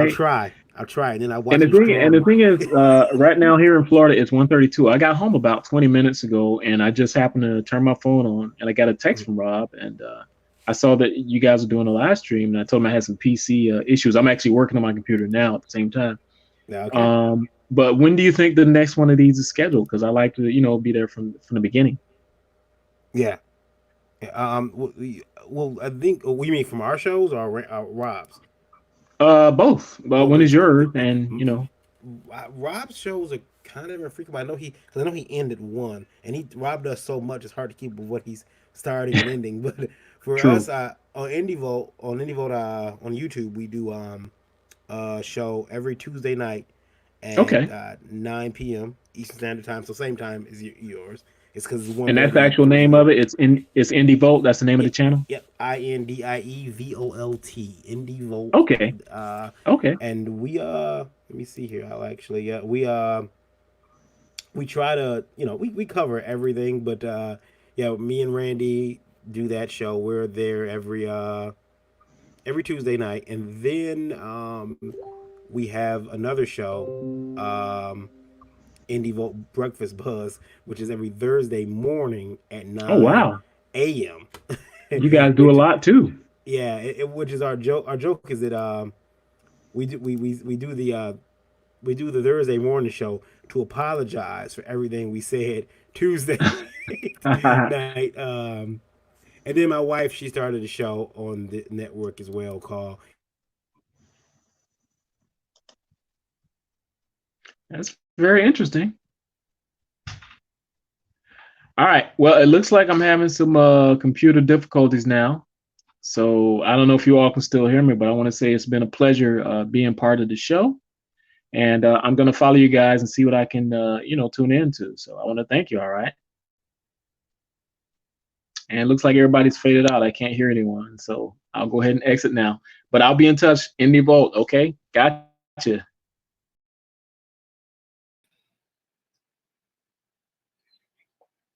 Hello. I think we're still live. We had something went wrong with the internet around here. I'm assuming we're still live. I was watching from the outside when I reboot. I don't know what happened to Varian. Trying to see. All right, let's just. I'm gonna double check to make sure we're still alive. I want to say it's been a pleasure. Yeah, I don't know what happened with the internet, to be honest with you guys. All right, just give me a second. We're reloading everything, and we're going to get back to it. I think Varian got kicked out when I came back in. I apologize. Yeah, we're still live. I don't know what happened. There was just weirdness. Maybe it was not just me, but everywhere. My internet just suddenly stopped, and I had to reload everything. But we are still here. Credit to StreamYard. StreamYard kept us going through that. So I got to give them a lot of credit. And this is ICC Magazine. I'm going to share with you guys right now so you guys can see it. And sorry about losing it. I'm Facebook Live. We would have just lost the stream. So Brian K. Morris is coming on out of nowhere. Hey, Brian. Hello. You just missed a giant internet outage apparently at my house, and this kept going. Hey, Morris. Credit to StreamYard. Hello. You just missed the giant internet outage apparently at my house, and this kept going. Oh no. Credit to StreamYard. Yeah, it's starting to look pretty sexy to me now. All right, we're getting a little bit of feedback on. I think. Okay, give me a moment. I'll fix this, Rob. I think I know what's up. All right, so while we get Brian, I muted you, Brian. I'm sure you can hear me. I just muted you so we don't get feedback as I talk us through this. Yeah, I apologize for the interruption, but hey, that's the life of doing this stuff live. We don't always get a choice of what happens. There was an outage in my area, and now it's gone. So I did double check it, and what we're gonna do is we're gonna do what you do when you have a problem. We're gonna run a video. So we do have a couple more videos, so we're gonna play one. Here we go. This is Hybrid TV. Star-Crossed Comics presents Hybrid, the Sons of Gods. Trash Day Part 5. As you can tell by the super exciting music that I have chosen, there's something you should be paying attention to. And that something is, I finished another comic. You might have heard of it. It's 23andMe meets Greek mythology, meets ancient conspiracy theories, meets Taken, meets rad superheroes, meets you clicking back this project. Hybrid's number 5 is the exciting conclusion to the first arc of this series. Production is nearly complete, and by mid-April, these files will be going off to the printer. We should expect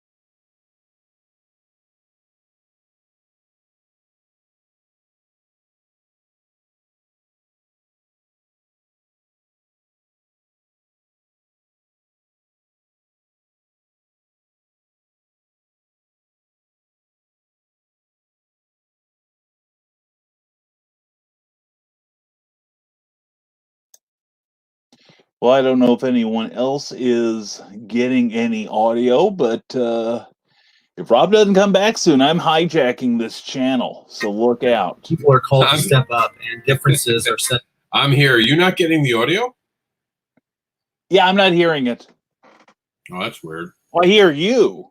Okay. Well, I mean, that's kind of important. We just had a really weird thing, so I wonder if it's not. Hold on, let me see. Okay.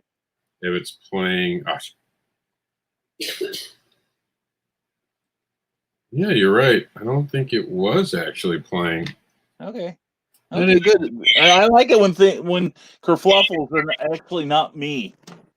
Yeah, no, I don't know. We lost the internet mid-show at one point. We might just not be able to play any more videos. Oh, you know, I'll kick this out, and then maybe I'll add the stream in again. Maybe it's just something with that. But we can talk now. I saw you putting up your thing the whole time, which I thought was awesome. I was like, there he goes. He's pitching himself. I don't know. I'm working it. I'm working it, man. I got to. I gotta take care of my people. Yeah. So you were at a show yesterday. This is fascinating. You are a rare show now. These are like dinosaurs. How was it? How was the outside world? Tell us all. The outside world was it consisted initially of a 4-hour drive, to about 2.5 of it in sleet. So I'm thinking, okay, we're off to the races this season again. But it was a library show at the C.E. Brim Memorial Public Library in Mount Vernon, Illinois. Clyde Hall, a very good friend of mine, writer, cosplayer, led a discussion with Tony Acree and Kathy Jackson concerning self-publishing, books, etc. We had a really good turnout. In fact, the library, I don't know what their normal traffic is because I've never been there before, but the traffic was pretty good for yesterday being kind of cold and yucky out. But it was a very receptive audience, I was glad to say. Now, I did have a chance to talk to another promoter, and I'm not going to say the name because I don't know that I have permission to tell everything.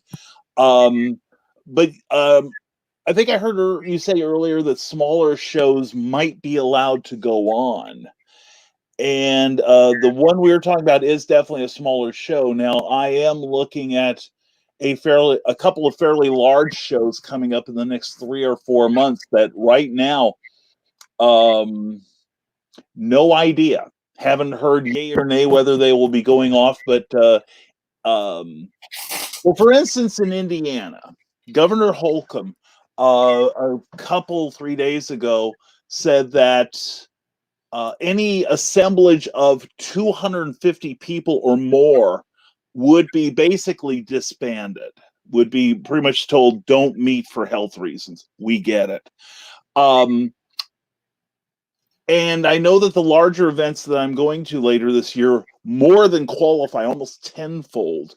The one that I discussed with the promoter yesterday, I think would also fall into that category. But he said that while the city has expressed and it's a fairly small community, while the city has expressed concerns, they haven't said no way. So it's I think a lot of shows right now are kind of wait and see, I suspect. So I don't know what you've heard, Rob. Oh man, it's mixed out there, man. It's a jungle. We have a show locally, but unfortunately, it's a bad promoter. Ooh. And I've been encouraging people to avoid it. Yeah. Specifically because I think that they are a bad promoter. This guy has taken money from people, hasn't lived up to his obligations. We've talked about it on your show. He even has a couple cosplayers. Okay, yeah. I'm okay. I know who you're talking about. Yes. So I don't want them around anymore. So I'm not supporting them. I'm not going to even see my friends who are at the show today. And there's only one person I know, and there are apparently many empty tables. But it's a weird time to be dealing with things, I guess. And I don't know. I don't know what else to say about that, to be honest with you. I'm kind of, Yeah, no, I understand, Rob. I agree with you completely. I think right now what we're going to see, and I'm starting to see it already with, dudes like you and people in the indie creator networks, the various ones, both comic books and books, are saying, you know what? If we're going to get stuck in our bedroom, we might as well have something to read. So I think a lot of people are seizing the opportunity. I've started the hashtag making lemonade because we all got this lemon tree planted in our front yard now that none of us asked for. And we're bless you, sir. And we're, I think the people who survive this the best are going to be the ones who say, hey, I've got product. You're not going anywhere. Here's how to get me, sort of thing. And I will say that I monitor my Amazon sales, and I've had a bit of an uptick in the last few days. So, like Winston Churchill used to say, why waste a good crisis? Do you feel bad at all? Like some people had asked, and I don't believe this at all, that we shouldn't be asking people to buy from us right now. Because I even said at the beginning of this show, look, we're going to be pitching. That doesn't mean that you have to buy. If you're in a bad financial strait, we all understand. Yeah. Someone can ask me if I cancel my Kickstarter. I'm like, look, I don't run people's finances. If someone told me that they couldn't afford it right now, there'd be no ill will. But I'm not going to cancel a crowdfunding campaign. For all we know, they're putting it on a charge card, and if the charge card goes out, it goes out. Right. I would suggest that if you can't afford something, and just tell the creator, hey, listen, I'm not backing out on you. I'm backing out because I'm worried about money. We'd all understand it. No one's going to be mad at you for this. Oh, yeah. No, I agree. And I talked with a creator yesterday who has gotten that sort of pushback. Like, you shouldn't be taking advantage of this situation. Are we exploiting it? Yeah. I'll be honest. Yeah, I'm exploiting it to a degree, but I'm also, whether I'm rationalizing it or not, I'm also saying, I'm kind of also doing a public service.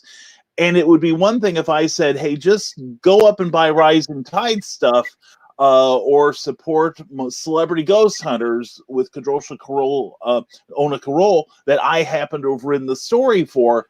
That I think would be a little selfish. But what I'm trying to do, as you are, Rob, is say, hey, I've got stuff here. Hey, I've got other friends who have stuff here.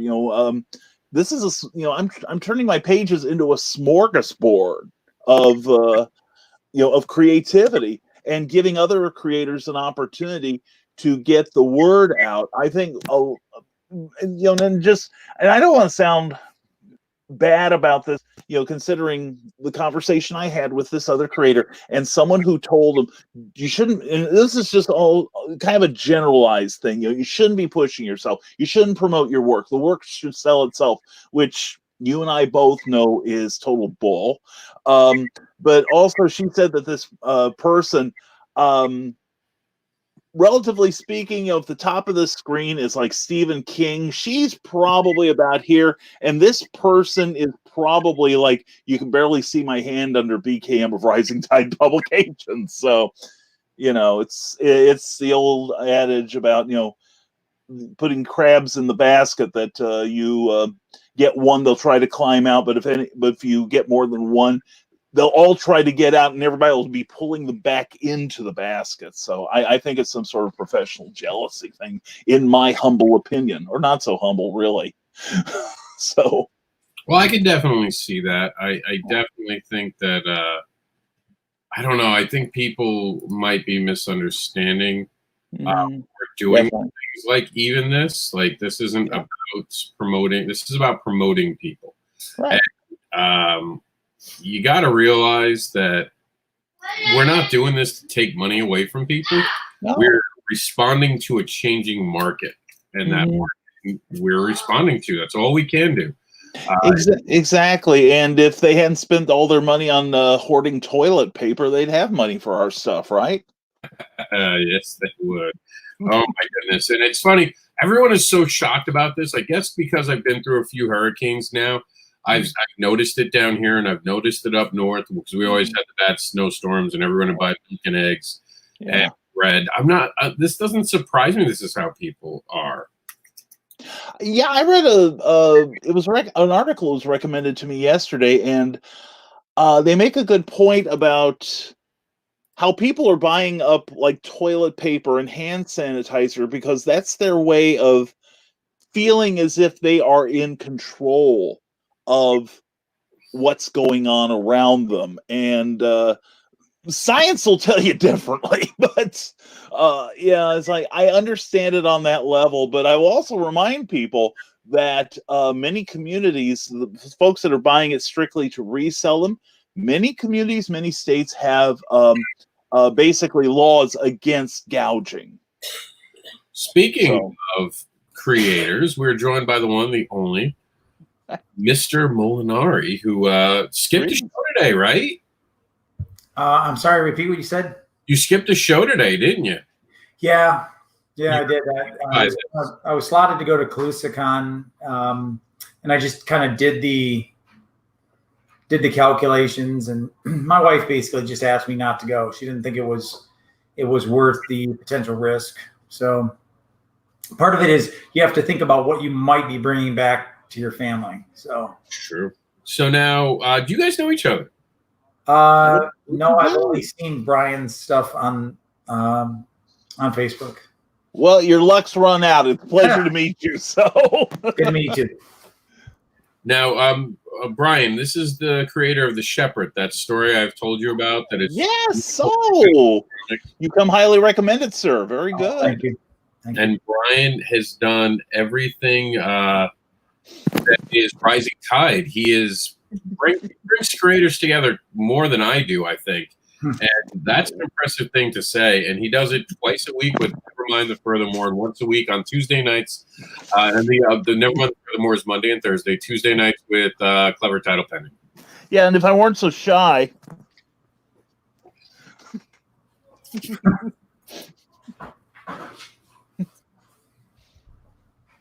Anyway.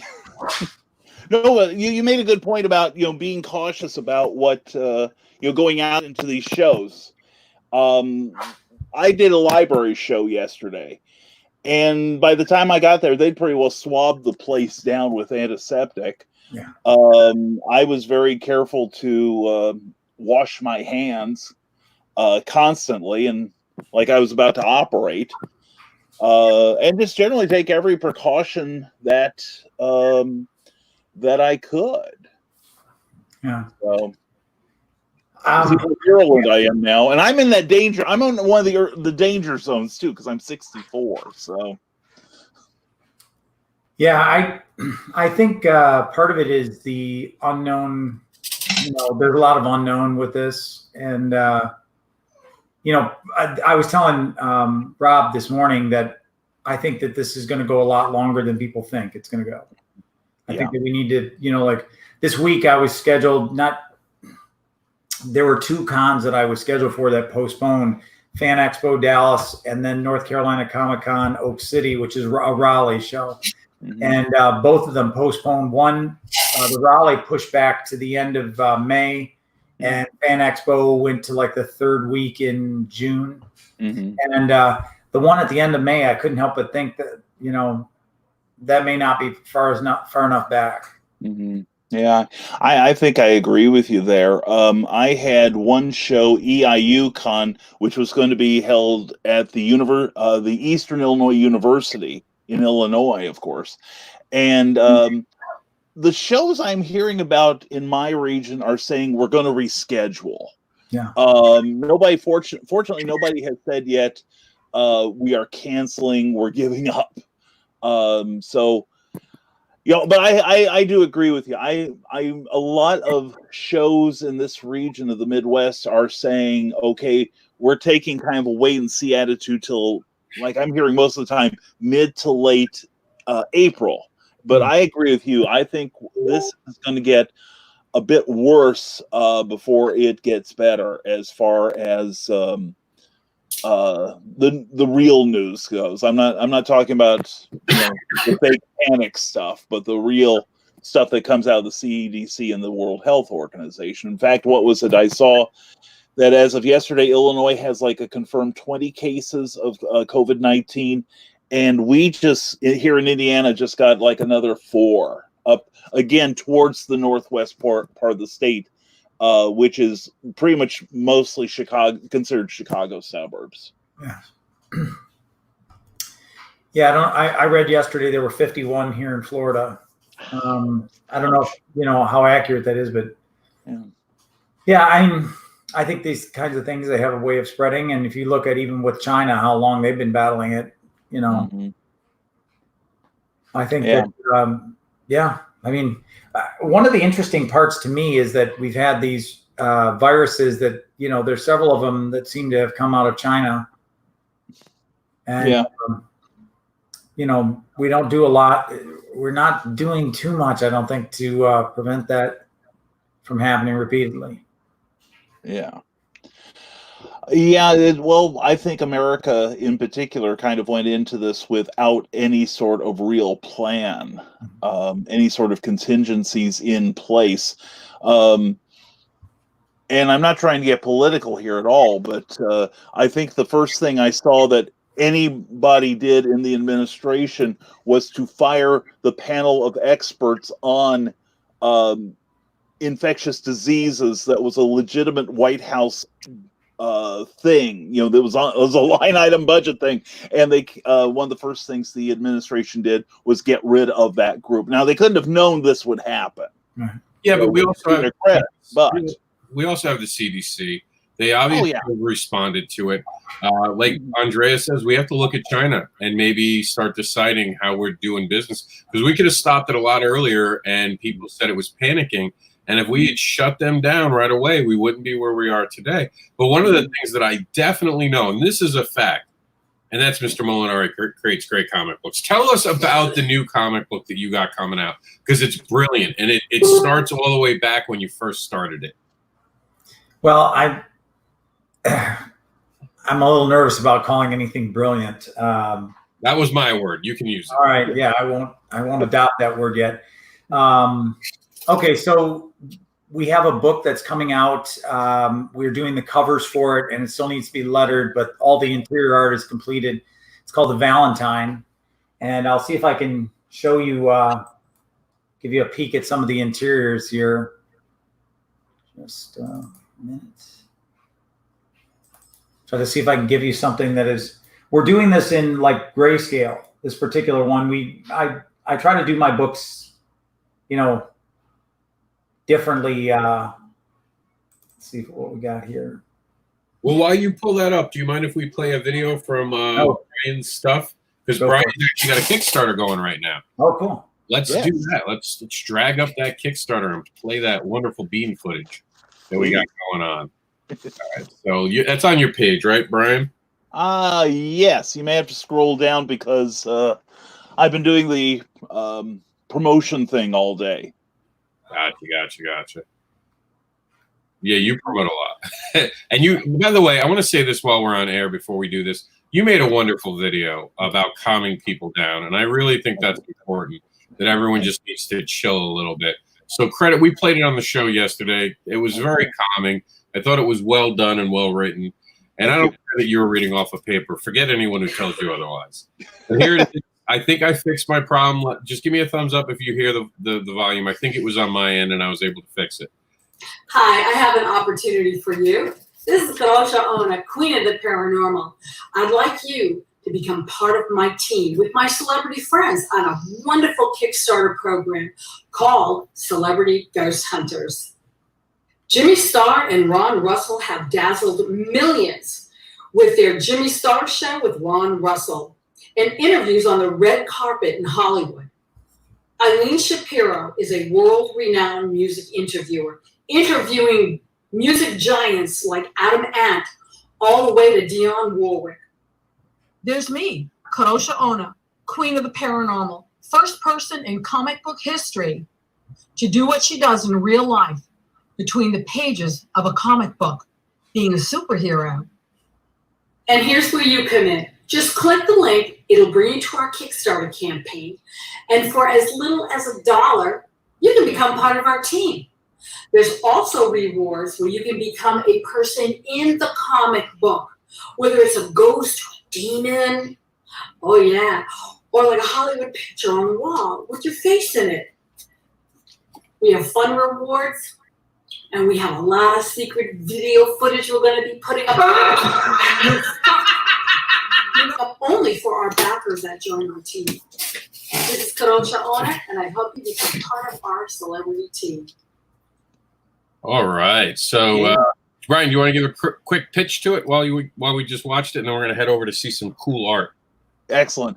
Yes, that was Karosha Ona Carol, the real life queen of the paranormal, who was talking about celebrity ghost hunters. We've got like 6 or 7 more days left in the campaign. We are fully funded. Now Karosha and I are talking about some stretch goals. Hopefully that will come about. But the basic idea is that Karosha and 5 actually of her celebrity friends go into a former sanitarium that isn't quite as empty as they hoped it was. It's a fun story. And yes, Eric Hawkins, I am on YouTube. I see you there in the comments. Eric Hawkins, the artist and writer of the Zombiful World of Oz, that great comic that came out late last year and is going to get the 2nd issue funded in next month. He did the illustrations, and he did a fantastic job. You can see some of it if you go to our page on Kickstarter. So please consider. There's still some great pledge levels left, and like Karosha said, even $1 makes you part of the team. So check it out, please. And thank you, Rob. Thank you. So did you find some cool art for us, my friend? Yeah, I've got some stuff I can show you here. I'm trying to be particular about what I'm doing here. Do you want a couple minutes? No, I've got what I'm going to share here. At least I'll just give you a glimpse of it. All right, cool. Adding now. And Luke, I see you. We'll bring you in just a few minutes. Hopefully Luke heard me. All right. So oops, let me get rid of the banner. I'm going to expand this so you can see it a little bit better. Okay, so let me give you how this story begins. The original story of the shepherd is set in a family, and the engine that drives the bus of the story of the shepherd, really of all the stories of the shepherd, is related to the ancient Greek mythologies where you would have a hero or heroine that loses somebody that they love, and then they go after them into the afterlife. So Hercules does this, Dionysius, the Persephone legend, Orpheus, the list goes on. In fact, I tell people this. The oldest piece of Western literature is the Gilgamesh epic. And I don't know if you're familiar with that, but it's was done in Sumerian. And it actually involves the anotherworldly journey, the going into the afterlife after a loved one. So this concept is very old. The family that the shepherd is set in, he's a professor. He loses his oldest son tragically. In the wake of the funeral, he begins to hear his boy calling out to him from the other side that something has gone terribly wrong, and that the boy hasn't transitioned in the afterlife as he should. In his desperation, the father decides to go after his son into the afterlife, and then launches into this adventure into the afterlife. And so that is the kind of the mainstream of the story. But when this professor goes into the afterlife after his oldest son, he leaves children behind. And those children, in the course of the story, exhibit a certain paranormal abilities. And I always thought about the idea of, kind of going back to that, revisiting it, and, kind of telling stories with the little children, and the little being the oldest of his, the children left behind. There's like 11 years old, and then there's like a 5-year-old child. So this story, The Valentine, focuses on them. The story opens with the artwork that you're looking at here, and we meet this particular character. She's seen over here in the right side of the panel as she's nearing Valentine's Day, and she's putting together a Valentine for her mother. And her name is V. It's kind of an interesting... as writer, I'll just tell you this, is that as I was trying to conceive of this story, I had these kind of like loose ideas that I wanted to bring together. And I get some of my best ideas when I'm out on my runs. And I was out on my run one day, and this kind of like this voice kind of came to me, and it said, "My name is Violet, but Mama calls me V." And that's the character that, that kind of like insight kind of opened up everything, and it all flowed from there, and I was able to sit down, and the story just came out of me. So we open up, as I said, with Violet staying behind in the classroom to finish her Valentine for her mother. So let me see if I can give you a look at what comes next here. So she's working on her Valentine, and she says goodbye to her teacher, and then heads off into the winter. And the last we see of her is this car pulling up alongside of her. Well, what's going to end up happening to her is she's going to be abducted, and eventually she will escape her captor, and she'll find the children that are left behind by the professor, and she's going to ask them for help in finding the Valentine that is left behind. Her things were left behind in the place where she was being held captive, and so their mission, so to speak, is to help her reclaim her Valentine for her mother. And let's just say it gets sticky from there. So we'll leave it at that. And where can they get this right now? Now, obviously, you're nowhere yet. Nowhere yet. It hasn't. We haven't. Like I said, we're still doing covers. The artwork that you're looking at, or that you looked at, was done by Jaime Martinez. He's a Spaniard that I'm working with, and just really wonderful person, very talented artist. And he's working on the covers that are going to go with this.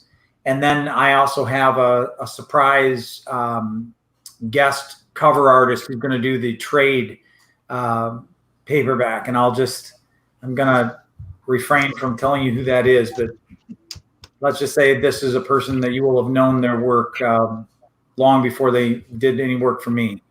So that's what we've got coming up. The book still needs to be lettered. It's a 72 pages story, 3 issues. Which is the shortest story within the Shepherd trajectory so far. And we actually have a new logo. Let's see if I can find it here relatively quickly to show you that for the Shepherd here. There we go. I'll just share the screen again.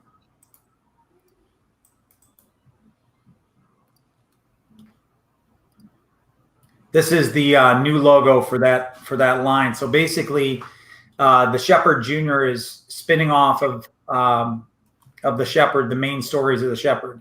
And the big difference between this one, this line, and the Shepherd, the main line of the Shepherd, is the main line of the Shepherd takes place in the afterlife, whereas the Shepherd Junior involves, kind of like cases, if you will. This is the.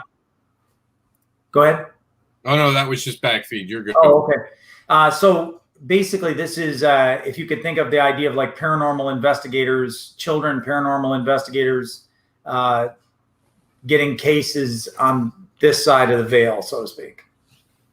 Got you. All right. So that's what I'm working on, and it's simply a matter of, how soon. But it'll be out sometime this year. I'm not in any big hurry. I just want to I'm more concerned about getting stuff right.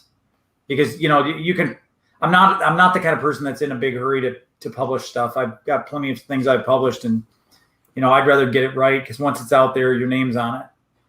Now, I meant to say, how could they get the earlier issues? Oh, the earlier issues of the Shepherd, Volume 1. You can certainly buy that. You can buy that at my website if you want. That's it's called theshepherdcomic.com. In fact, I would appreciate it if you bought it there, because when the creator, any of the creators here will tell you the same thing. When you buy it directly from the creator is allowed to actually keep the majority of the profit, which is sadly not the case otherwise. And that is fair.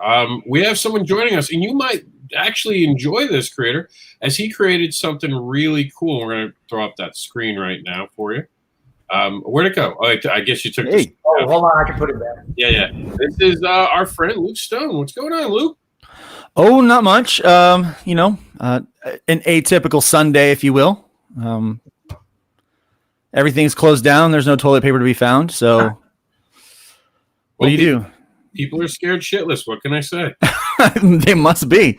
They must be. So I'm just staying at home holding it. That's all.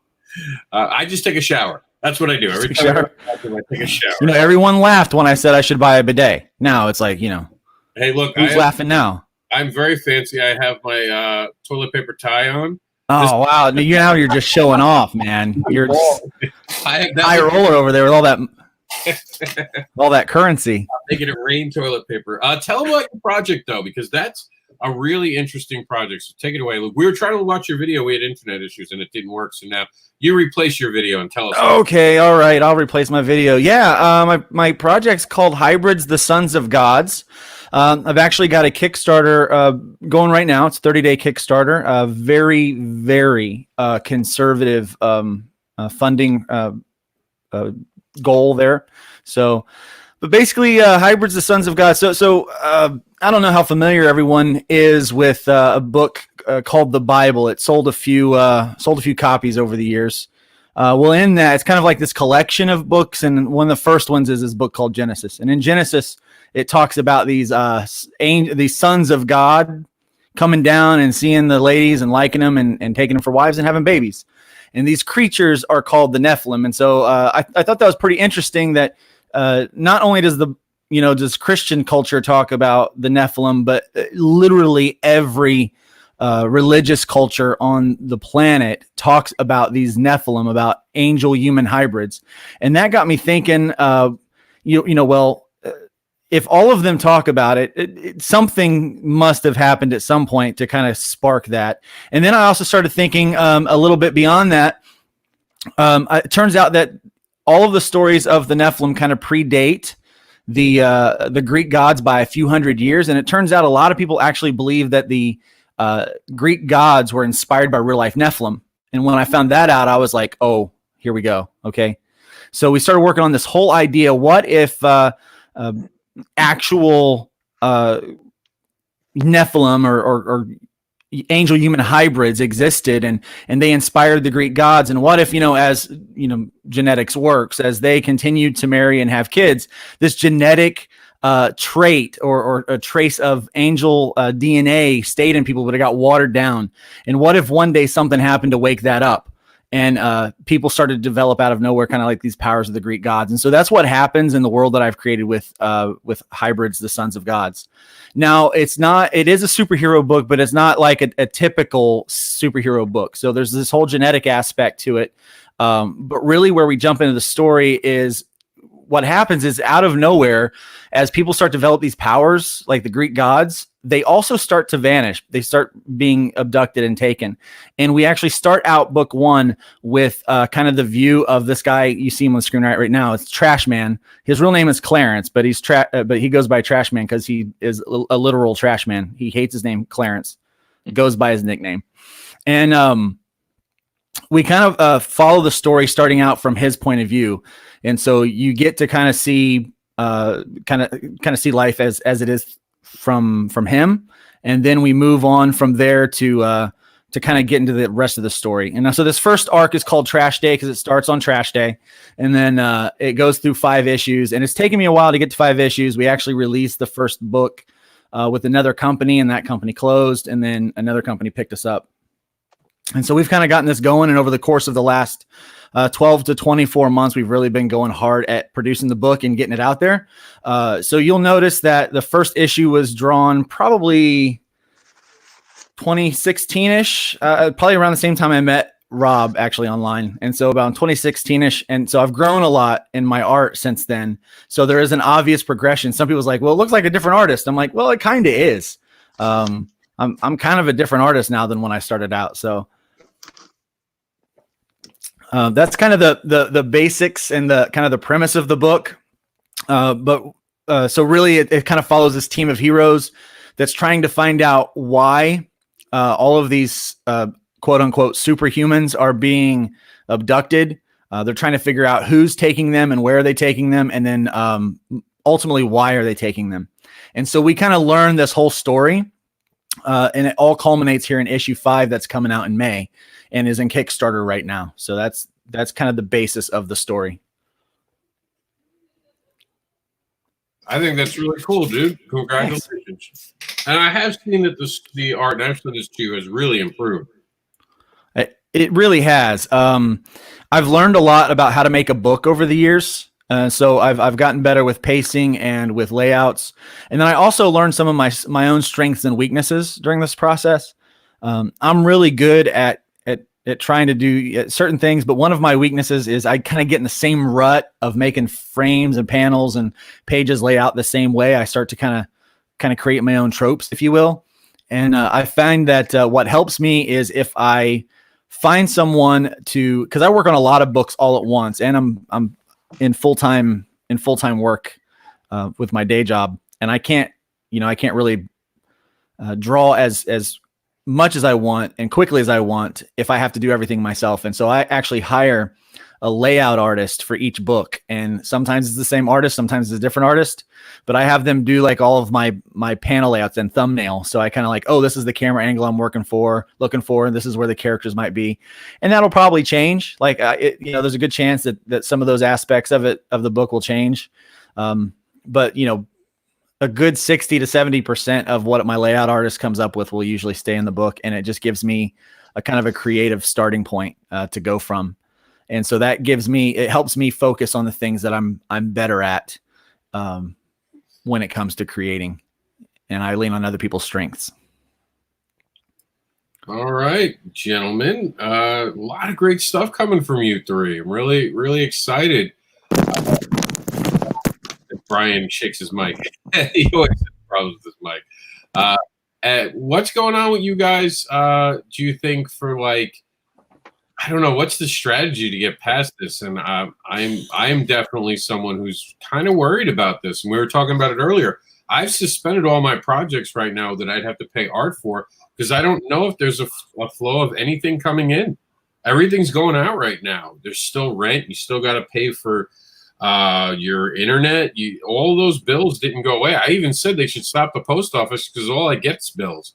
No one ever sends me anything nice through the post office. Let's suspend that service for a while. Well, I certainly hope not. I'm still selling books. We've got the Kickstarter going right now, and we still sell some stuff through the Starcross Comics webpage. But I'm not going to stop much right now. I have some things going out. I have some money going out for the rest of the colors for issue 5. And we're doing a little mini comic to go along with it. That's going to be exclusive with this campaign that tells kind of the side story from one of the characters that's introduced in issue 5. So it's kind of like in between issue 5 and issue 6. But I'm a creator, so I'm going to keep writing. I'm going to draw as much as I can. I may wind up doing more of my own layouts I think I'm going to probably pick up my own colors come this season, to kind of help make up for the loss. But people still need something to read, right? They need something to do. So I don't want to stop. I want to keep going, and hopefully people will buy it. What do you think, Brian? Is anything slowing down now with you because of what's going on? Oh, if only. I figure that during this time is kind of like my winters, where I'm not traveling as much, so I have more time to write and to set up things, so that once this is finally over, we can start really pushing some projects through to completion. Won't be ready, I suspect, before the traditional convention season is over, but then I've got 2021 all lined up and ready to go. And hopefully by 21, we will be through this mess we're in socially around the world, and hopefully if any sort of recession that's created from it, hopefully we're on the downhill side of that as well. What do you think, Mr. Molinari? Are you slowing down because of this? Is this going to affect you creatively? Well, I don't think so, really. I mean, as soon as the covers are done with the Valentine, we're going to start the next Shepherd volume, which is already written. The only reason why we haven't started it is because the artist I work with on the Valentine is going to do that one. So I'm trying to close the door on the first book before we move to the second. And then, I spend a lot of my time as an editor. I mean, I'm editing now for Scout Comics, Amigo Comics out of Malaga, Spain, and of course Caliber. And I have like 17 creative teams with Scout, just with Scout. So I'm not having any problem keeping myself busy. Now, okay, let me ask you guys. We've been asking this all weekend. How long do you think we're in for? There's different things. I've said I think Florida is going to get saved by the heat. I'm really banking on the fact that in tests have shown that 83 degrees is the killing point for the virus. And Florida's finally starting to heat up, and I think it might be our saving grace.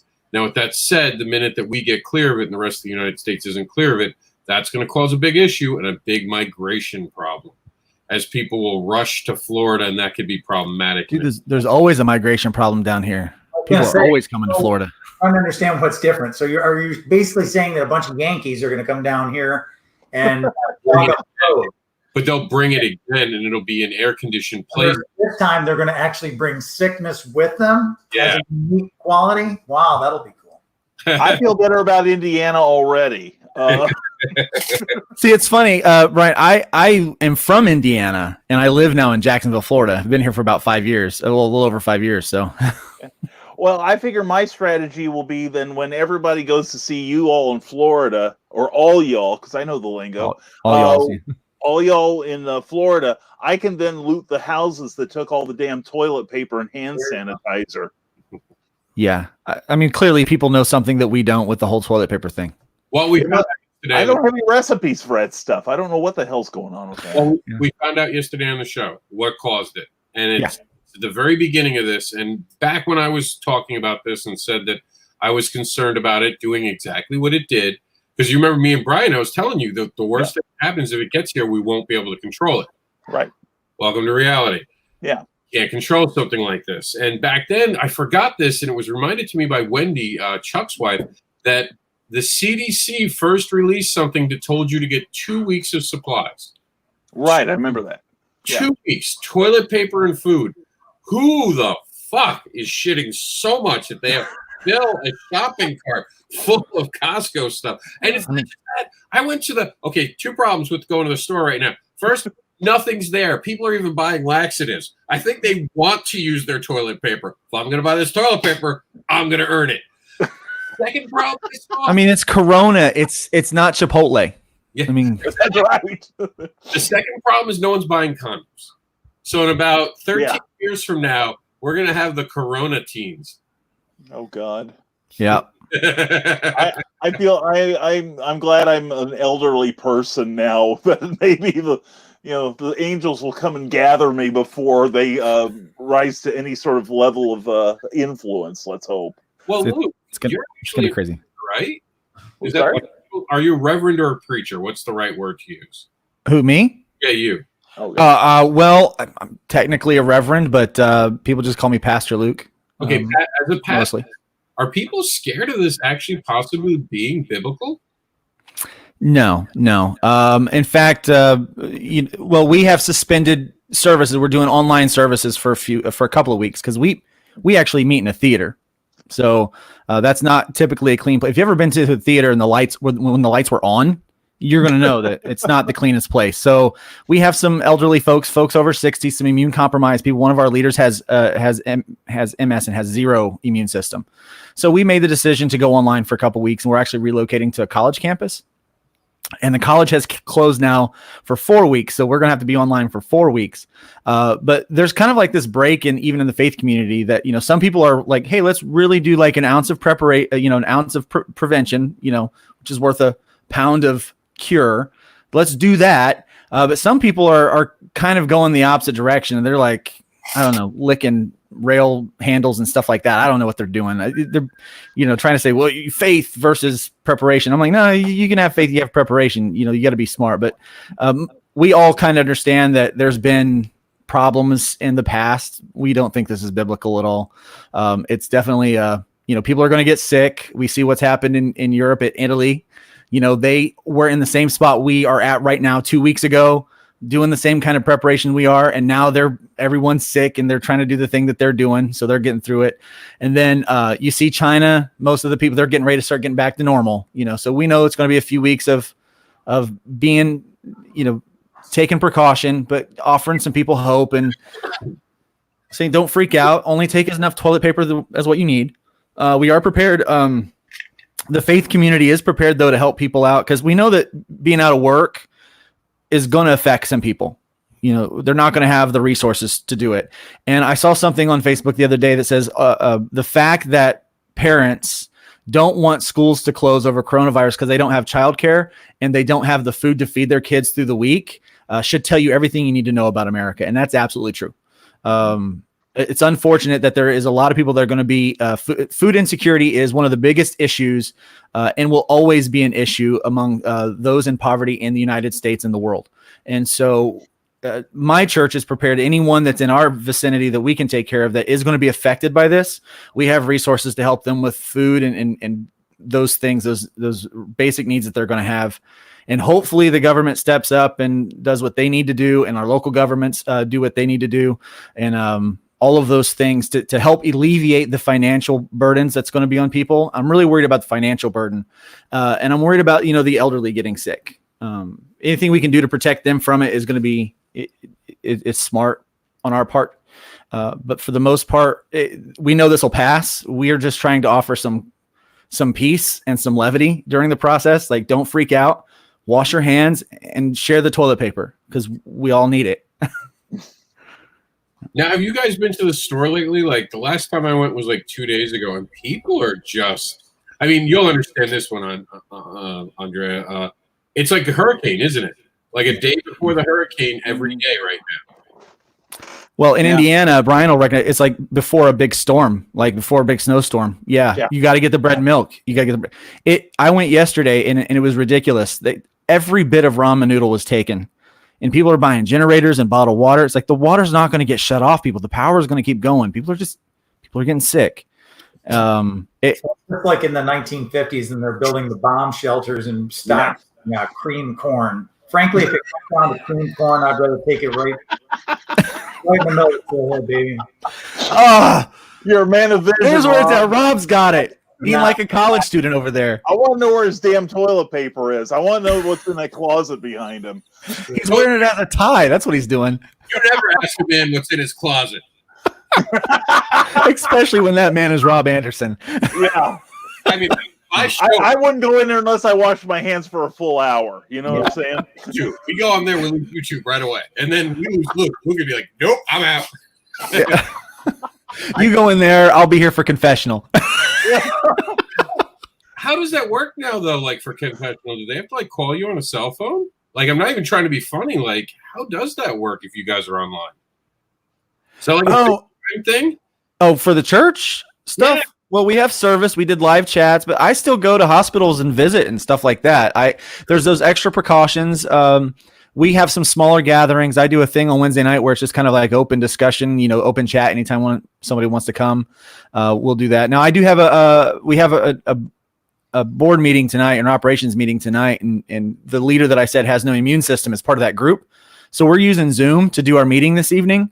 But yeah, a lot of phone calls, a lot of text, some individual meetings, but you just take the regular precautions, wash your hands, use hand sanitizer. We don't hug and shake as much. We bump elbows and things like that. So just taking normal precautions, but we still in every aspect can operate and work as a church. We just have to be a little more creative in doing that now. Yeah. Oh, okay, Luke. we know what to do. What's that? Oh no, we know how to handle this now. Luke's like, what did you write? Avoid Pastor Luke as he has been around sick.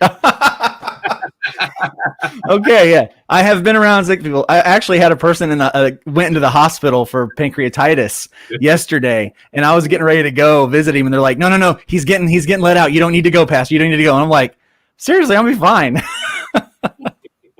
I would just. I am walking around a lot like Sheldon Cooper, though. I am Lysoling everything because my wife's actually been sick for the last 2 weeks, and it hasn't even been on for the last week. It hasn't even been coronavirus, but I've been walking around like Lysol and everything because I don't want to get sick. Are you sure it's not coronavirus? Like that really? No, I'm not positive, but it doesn't fit the symptoms. Like when do you guys, like my sister's been coughing all week and we just got over like a little bit of like cough flu. And someone had suggested, how do we know this hasn't been here already?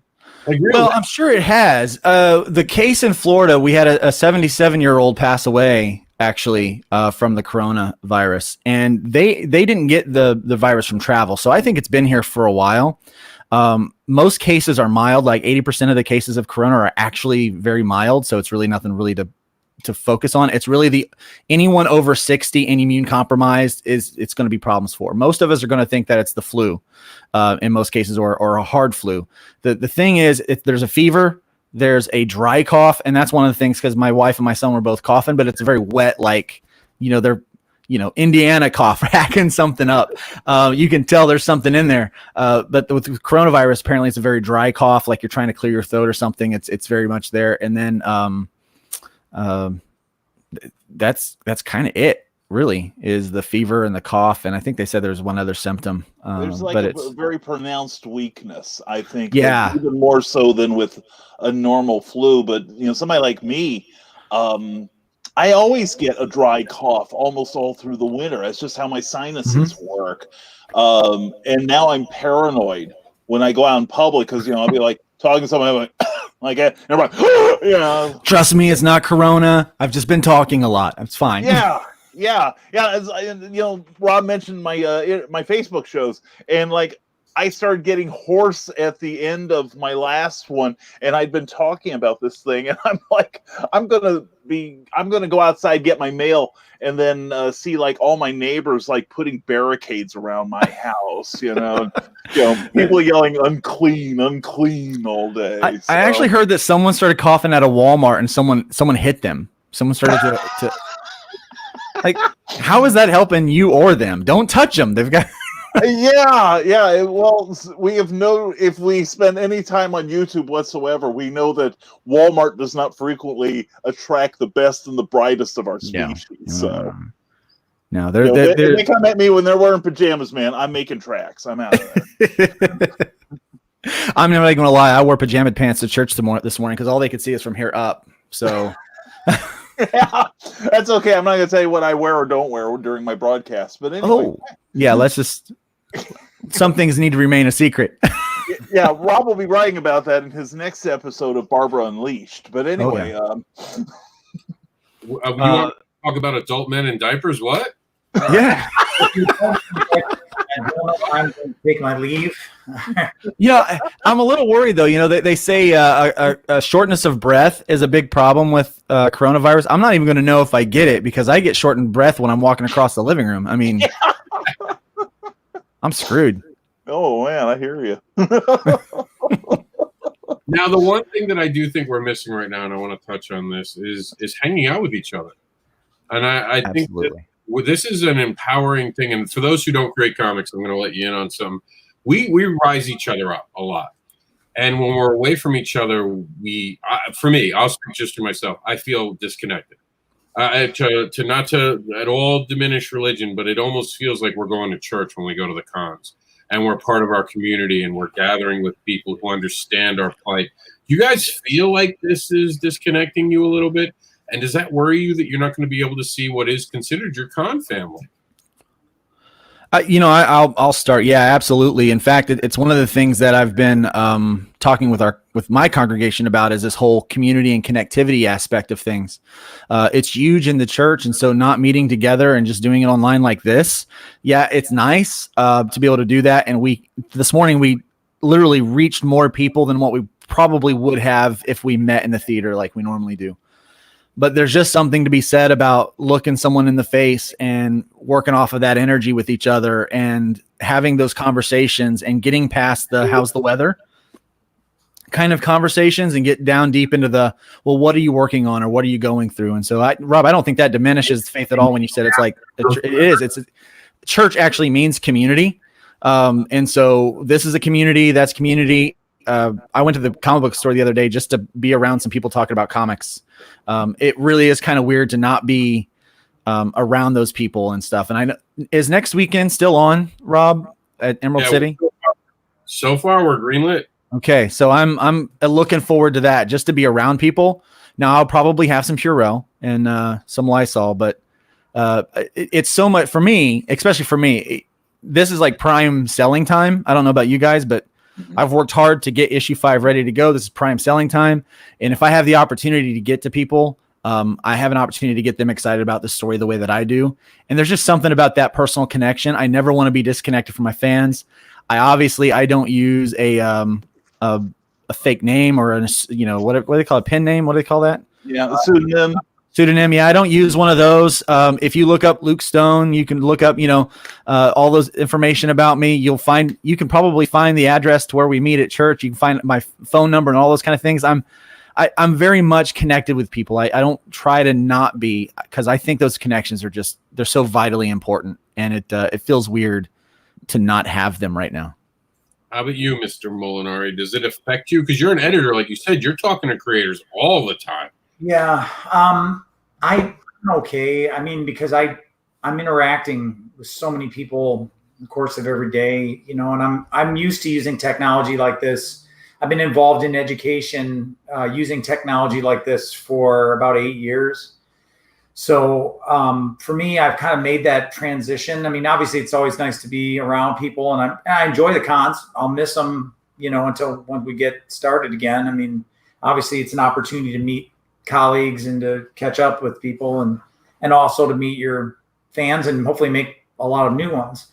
But this is not something that we chose. This is something that's been kind of handed to us. So we just make the best of it. We do what we can. We continue to, move forward as best we can. So anyway, gentlemen, I'm going to let you go. It was nice meeting you. Pastor Luke, very cool. Brian, very nice to finally. You can just call me Luke. Most people do. All right. Take care, gentlemen. Nice meeting you. Have a good one. All right, gentlemen. And then there were 3 in the last, 20 minutes. Yeah. We do have to play a video, so hang out. And I think this is like our last video for the show. So after that, it'll just be freeform. All right, here we go. Do you love shonen manga? Imagine Eren Yeager, but instead of turning into a titan, it's a 7-foot-tall lizard monster. Imagine Goku, but instead of transforming into Super Saiyan, it's some kind of monstrosity. My series, Cold Blooded, formerly named Transformer, as you can see here, I'll get that into a minute, is about a teen holding out hope after his father's disappearance 5 years ago. Ren Snart discovers latent reptilian abilities brought out by a shadowy figure determined to end his life. I'm a newbie creator, so when I started out, I thought I had to have a title right away. Looking back, it's clear to me now that I did not spend enough time, thought, or deliberation on the title I originally came up with. If I could do it over, I would go back and I would have waited and got feedback on my title before sending anything to print. But since then, I have furthered my education and met a lot of creators in the process. Some of these same creators and some non-creators I ended up pitching ideas back and forth with for a new title. And then one creator pitched me a title that really resonated with me, Cold Blooded. Once I knew. Now, we're going to let you guys watch the rest of that video on your own because of the problem we had in the middle of the show today. We didn't get to actually play all the videos. I wanted to show you that there's also, I think we did this one yesterday, but I just wanted to show you all these videos are available, and I want you guys to check them out. But like I said, because of the it cost us like 20 minutes, and I want to give the guests some time. I don't know why this isn't pausing. It's got a mind of its own. But you can find all these videos in our link, so I definitely suggest that. But right now, I want to focus on the people in our chat room because we have 15 minutes now. So we're going to hang out with everybody. We thank you first off for everyone who showed up, including you both, and anyone who's watched this program. This has been 2 days of 2 3-hour shows. I did not expect it. I expected 2 days of 1-hour shows. I did not sign up for 2 3-hour shows. And the reason we're stopping at 3 hours is that StreamYard will kick us off. And it won't be like how we got kicked off before. We really will be kicked off. But one of the cool things that we have now with us is someone brand new who I've been trying to get on the show the whole time, and he's making it for the very last of it. Welcome in, Travis Gibb. Hey, Travis Gibb. you guys What's up, can hear Travis? my baby in the background. I'm babysitting duty, so I apologize if you hear the Muppet Baby theme over and over again. Don't apologize for Muppet Babies. Never Yeah. apologize for Muppet Babies. How's Mel? And don't use somebody else as a scapegoat for that. We know it's you, man. Yeah, no, it's fine. Yeah, it's just been a busy weekend. So how you guys doing? How's I've been watching now and then. See, now he's crying. It's me. It's me. I scare children. Right. So how was the other con, the panel con? My show is not till 5. Oh, okay. Have you watched it at all? Has it Yeah, been- yeah. It's been really good. He does really good, very in-depth discussions about creating and the creative process, which is really good. It's been really interesting for me because much like Luke, I'm a very faithful guy. So it's a National Day of Prayer as well. Mhm. So I'm jumping between the two and seeing what I agree with, what I don't. It's been a crazy day. I'll probably end up making a big preaching video later on today about all sorts of stuff. So it's been crazy. Awesome. Cool. Lots of fear in this world right now. There is, and I think right now is a great time for people of faith and people of comics to kind of stand together and let's talk against that fear and just give some people some hope and some peace in the midst of it. There's no reason to freak out. Everything will be okay. Yeah, no, absolutely. Just wash your hands. Yeah, wash your hands and share the toilet paper. Yeah, and Rob? people of reason, so to speak. I think we all share the same goal. Don't freaking panic, and trust. This goes after talking to men of faith, which I like to think I am too. But trust in science. Yeah. Question everything, but go to the experts who know their stuff. There's a fine line between fear and preparation and precaution. Exactly. And that, and I think that, we need to show by example how to walk in that fine line, Yeah. Prevent it if you can. But don't, there's no need to just lose our minds. And Be good to one another. Yeah. Be nice. Don't be a dick. Whedon's first law, don't be a dick. Yes. And stop comparing this to the flu. Stop comparing it to N1H1. Stop giving up statistics you don't understand and raising death counts on other things and stuff. Don't. You're not a news media. If you post something that's inaccurate, expect my ass all over you.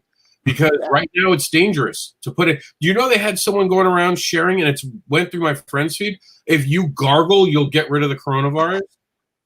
I'm not kidding you. Yeah. That's a real thing. And I'm like, stop. You're going to get people hurt. It's like that Alex Jones with the toothpaste thing, right? Right. Yeah, I just read about that this morning. You know what they say? A fool and his money will soon be parted. Yeah. And Jim Baker is also of the old 700 Club is also promoting his own anti-coronavirus stuff. So it's really sad, especially for a pastor and people of faith and inside of a community where there's not a lot of representation for us. Yeah. People like that make it really difficult to say, look, hey, we're not all crazy. When they start all acting crazy, it's like, come on, let's. Well, speaking for all the mammals on this planet, people like Jim Baker is an embarrassment to us. So yes. Now, mind you, this picture was of the whole throat. So let me ask you guys, how many of you gargle in your throat? Think about that. Does anyone gargle in their throat? Do you swallow it and throw it up? That'd be the only way to gargle in your throat. And people are sharing this. Are we really not smart enough to understand where gargling is going? Because if we are, then maybe the coronavirus deserves us. Maybe this is how we thin the herd. Maybe it should. To be honest, when I drink Corona, I do have a gargling in my throat that I want to throw up. So that makes sense to me. So maybe it's connected to that. I don't know. I'm glad we can laugh. I want to talk to you about, Rob, that before I got on is community. I think community is really important. I think that people are starting to they forget, the negative of social media as a whole is we're allowed to go into our separate little sections.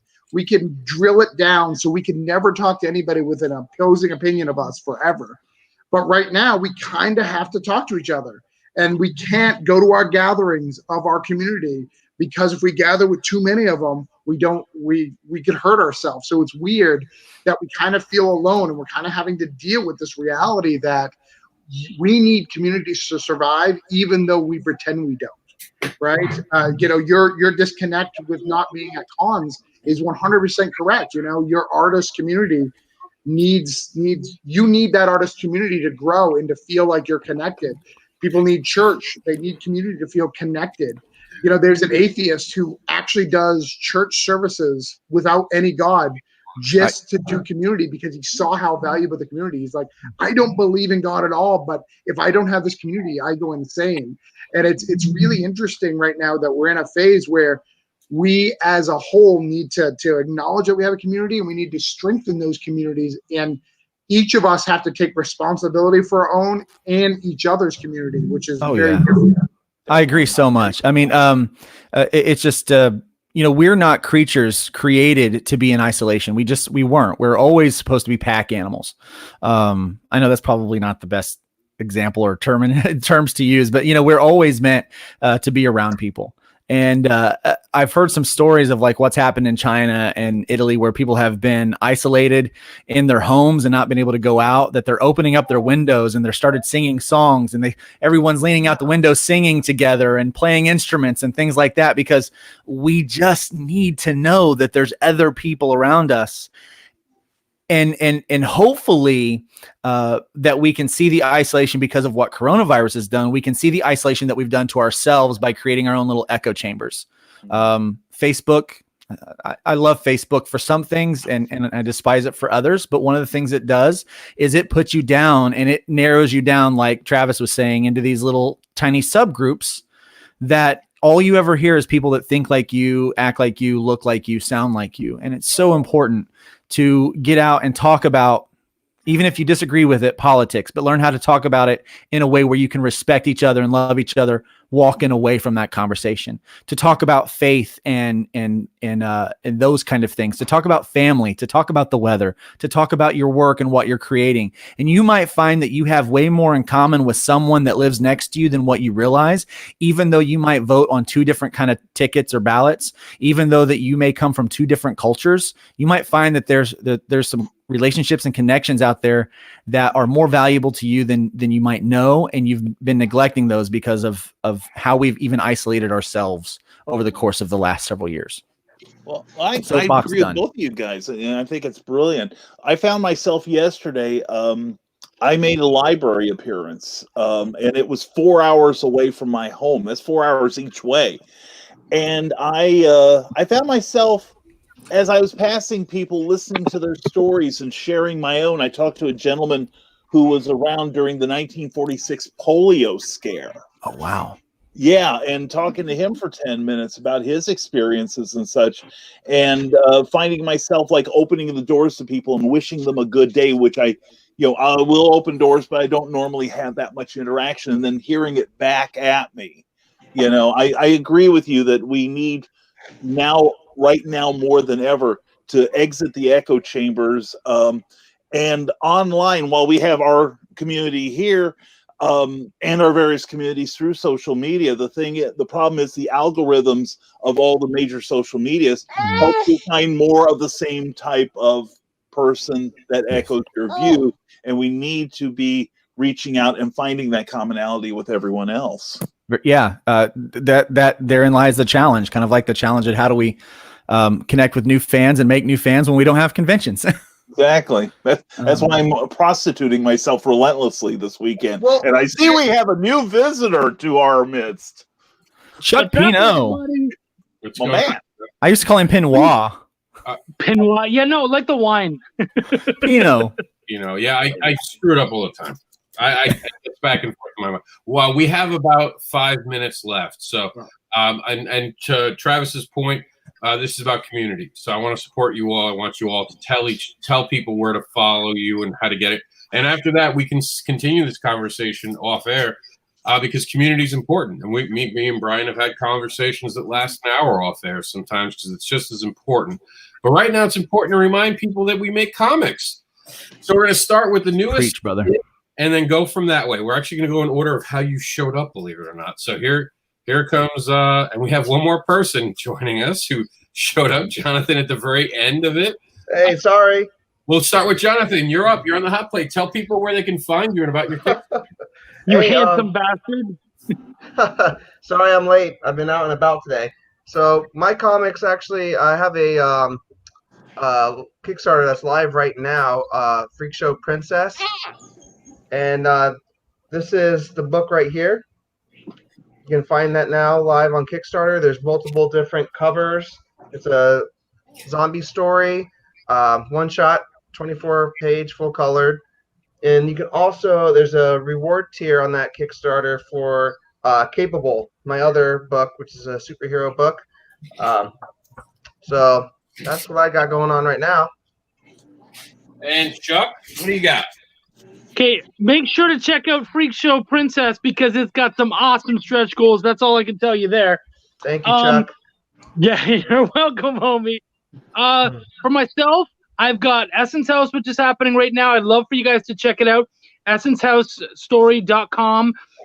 We've got about 2 hours of podcast story, audio drama awesomeness, all for free right now. You can find Essence House anywhere where you find your podcasts. You can find me on Belial Comic or on Bonfire Press on Facebook. You can find my Chuck's Raw reviews, which are tons of fun time for you to learn about other great independent comics that are out there right now. Chuck's Raw reviews on YouTube. You can find me on Twitter at Chucky Pin and Facebook, Chuck Pineau. All right, what do you got, Travis? Hello, I am Travis Gibb. I have I'm sorry. I started going to my web design post for a minute. I was like, am I doing my business stuff? No. Comic books, yes. Broke Down in 4 Dead Bodies. But 2 guys break down on the side of the road. Lots of guns, lots of violence, lots of F words. I know it's very confusing for those who've been paying attention. This as I'm a pastor. Trust me, it'll make sense if you get to know me. But we just wrapped issue 3 for the Kickstarter. We're finishing up some of the colors, and we're going to get that out to you guys at the beginning of April, which is really cool. I have live right now Cthulhu's Hard to Spell #2. We are at, I think it's $22,000 with 500 backers, so we're doing great. We need to reach 25, so $3,000 more dollars, and we're funded, which is great. It's a really, really good book. Lots of awesome creators. I'm with Paul Jenkins, Joe Rodriguez, Russell Noltes, all sorts of people who you know and heard of. I also do The Advocator. We have been struggling, but we're definitely going to, especially with everything going on, going to get 2020 out this year. We're going to work on that. And then there's something that hasn't really been talked about a lot. We're going to get a logo out very soon, but it is Cthulhu Invades Oz, which is a Cthulhu versus Wizard of Oz, which is really cool. So that's what's going on me. Find me at BrokeDownIn4DeadBodies.com. Find me on Facebook at Travis Gibb or Jester Lou for Twitter or Instagram. And Luke?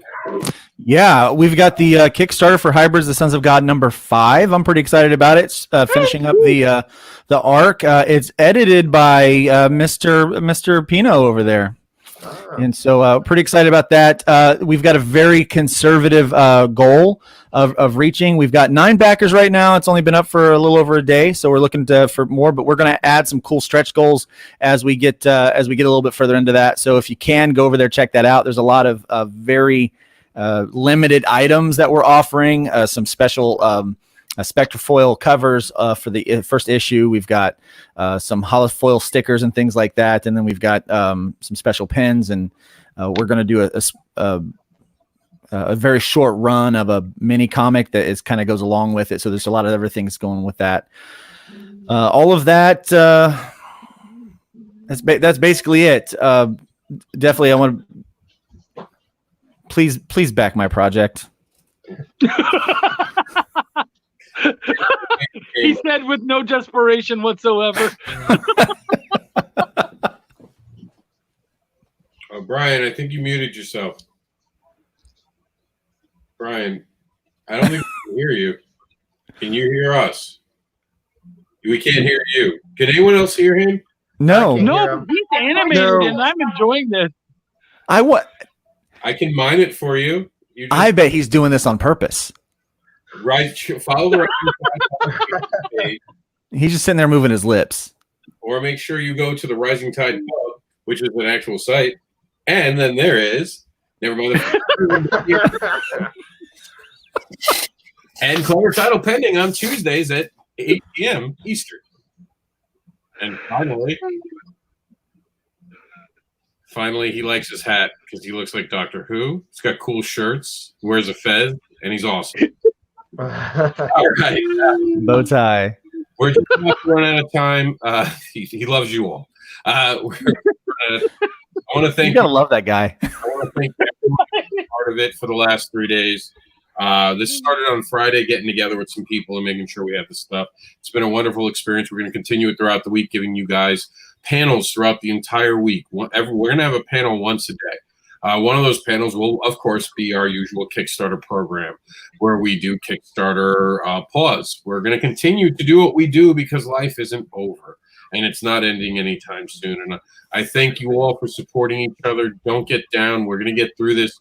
Like Travis said, this is about community, and I've been blessed with an amazing community behind me who allowed me to put on a 2-day show that was supposed to be 1 hour each, and it became 3 hours each day. And there was nothing but tons of people showing up, hundreds of views being done. I appreciate you all, and I thank you for all being part of this process. We will be announcing more of these on-cons, and we're going to continue to go until we're released back into the wild. Until then, support each other. And make sure to keep reading comic books. What else you got to do? Forget that Netflix stuff. Pick up some comic books and make the world better. Absolutely.